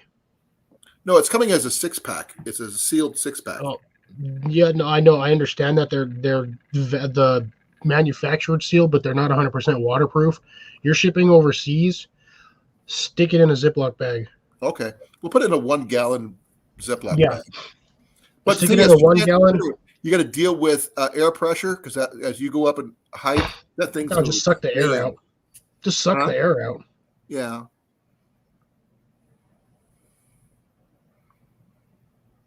Oh, he's actually not much heavier than I am. I'm a lot heavier than both of you. Well, I only weigh I flex between 210 and 220, but I'm trying to get down to 200, and it sucks. I'm actually down in the 270 range, but 279. And I'm not very tall. I'm only 5'8". Our friend Johnny Harper of the Scouts table, really cool guy. Used to be on here every week, but ever since he went corporate, we lost and we it. told him not to, but he did it anyway. Yeah. He thought he'd have fun being the boss. Oh, he's having fun, just not the fun that he thought he was going to be having. Well, I mean, he just get no time off. JV. Greek god? Okay, which was it? Bacchus? No, Greek gods were That's Roman. That's Roman. Sorry, Bacchus is Roman. Sorry. I was going to say Greek gods were fat slobs. You know who Bacchus is, right? Yeah. The Sort of, god kind of. Wine and women and all that stuff. Yeah, he's always sitting on his little golden bench chair thingy. What the heck are the oh my God. Say's Lounge? I don't know, probably. No, I don't it's know a my Say's Roman Lounge. gods that well. I know Greek and I know Irish, but I don't know, Roman that well. Thor is a Roman god. Thor is not Roman. He's a Roman. Thor is Norse. I know, I'm just messing with you.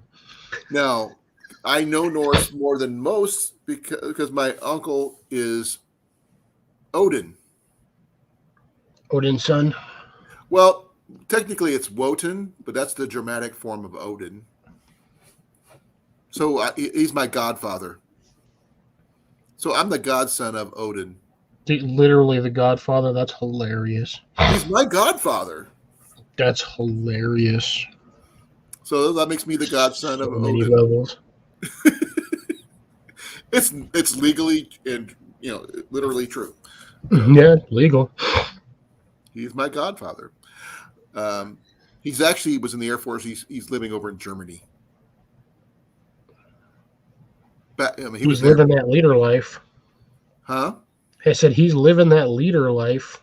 I don't know about that, but no, because everything over there is in liters. Did you buy liter? It's not gallons, it's liters. Oh, I know. I spent Christmas with him once when I was over there, stationed over there. Oh, I spent 3 months in Germany. Shit, that was fun. I spent 2 years there. Well, you got me beat on that one, so I guess I can suck it. Yeah. We talk about all types of topics. A lot of us are veterans of one form or another. Not me. I said a lot of us, not you, but oh, I know. I'm just informing him. I'm not a veteran. I do not trust the U.S. government for squat. Never have. I'm a dual veteran, Air Force and Army. I got bored 1 month out, but Matt Lederhosen. Exactly, Grace.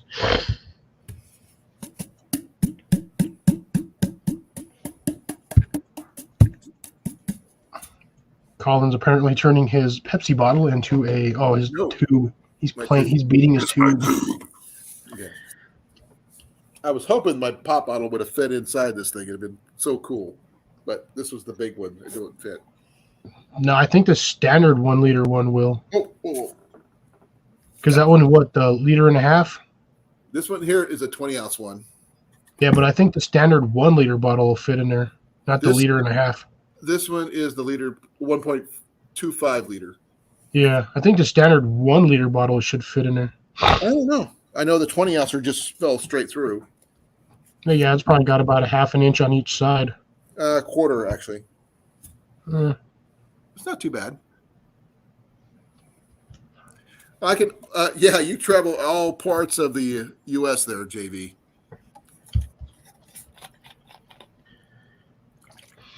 Oh, I know somebody who travels everywhere, and he drives constantly. Who, JV? No, Steinorth's son, Running Water. I don't think I have him. He doesn't, I don't think he has a YouTube channel. He just doesn't put anything on it, as far as I know. He just shows up when his dad's on, he just shows up in the chats. Would you believe we've been on 3.5 hours already, Cliff? Yeah. I don't know. Sad when you went to do your last thing. I was like telling everyone, I was like, "We'll probably shut this down here, folks, because both of us have to work tomorrow." I do need to shut it down soon because I actually do have to get up early in the morning for my inventory, and it's going to take the next 3 days to make sure we get it done right. Yeah, unlike last week or last month's inventory, where you guys got screwed anyway because your boss is a knob. Well. Right now, this one's the full-blown inventory. They got people coming in from Kansas City, the whole 9 yards. Oh, snap. They got the full crew coming in then. Yeah. And we just got done clearing the floors yesterday. And today we were just going over stuff that I was pulling down stuff that we technically don't have an account for anymore because it's supposed to go over to Johnson Brothers. That's our competitors. Yeah, so do basically, well, if they didn't send it out and they haven't claimed it, technically it's overstocked. They have a time period they have to follow first. They just lost the account last month. Okay, so they probably still got about 2 to 3 months before they actually physically have to claim it. Right. So I had to pull it off the shelves and all this other stuff. So got that taken care of today. I had to do some things we hate the most is when night crew stair steps are pallets. When they pull from the bottom instead of the top. Idiots. That's a good way to lose your inventory because it falls over. I think we're done. All right. Good night, Misfit. Have a good one. Thanks for coming. Guys, I got to go. He's got to go. We're tired. I'm just like worn out physically and mentally. My eyes are starting to burn. And that's when I know I'm tired.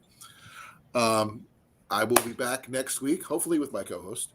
Now he's not here always because he does things other than hang out with me. But we'll try to find a good topic to talk about next week. Who knows? Yeah, next week we will most likely try to actually stay on the topic for more than 15 minutes. We got to figure out a set. Take care, JV. Topic. So yeah, we can figure that out on like Tuesday or something. Well, let me give me 5 minutes after this, and we'll figure it out. That way, we can actually plan on it. Good night, Grace. Well, like I said, Grace. Good night, talk about it on Tuesday because good night, Backwoods. Thank you for coming. Thank you, whoever else is still in here or was in here. It wasn't very many. We still got 4 people showing up in here. Well, we still got Grace, probably JV, you, and me. Yeah. I'm closing down my Yahoo's, the YouTube chat, and just go with basic chat, and I'm going to be editing this in 3, 2, 1. Boom. Good night, folks.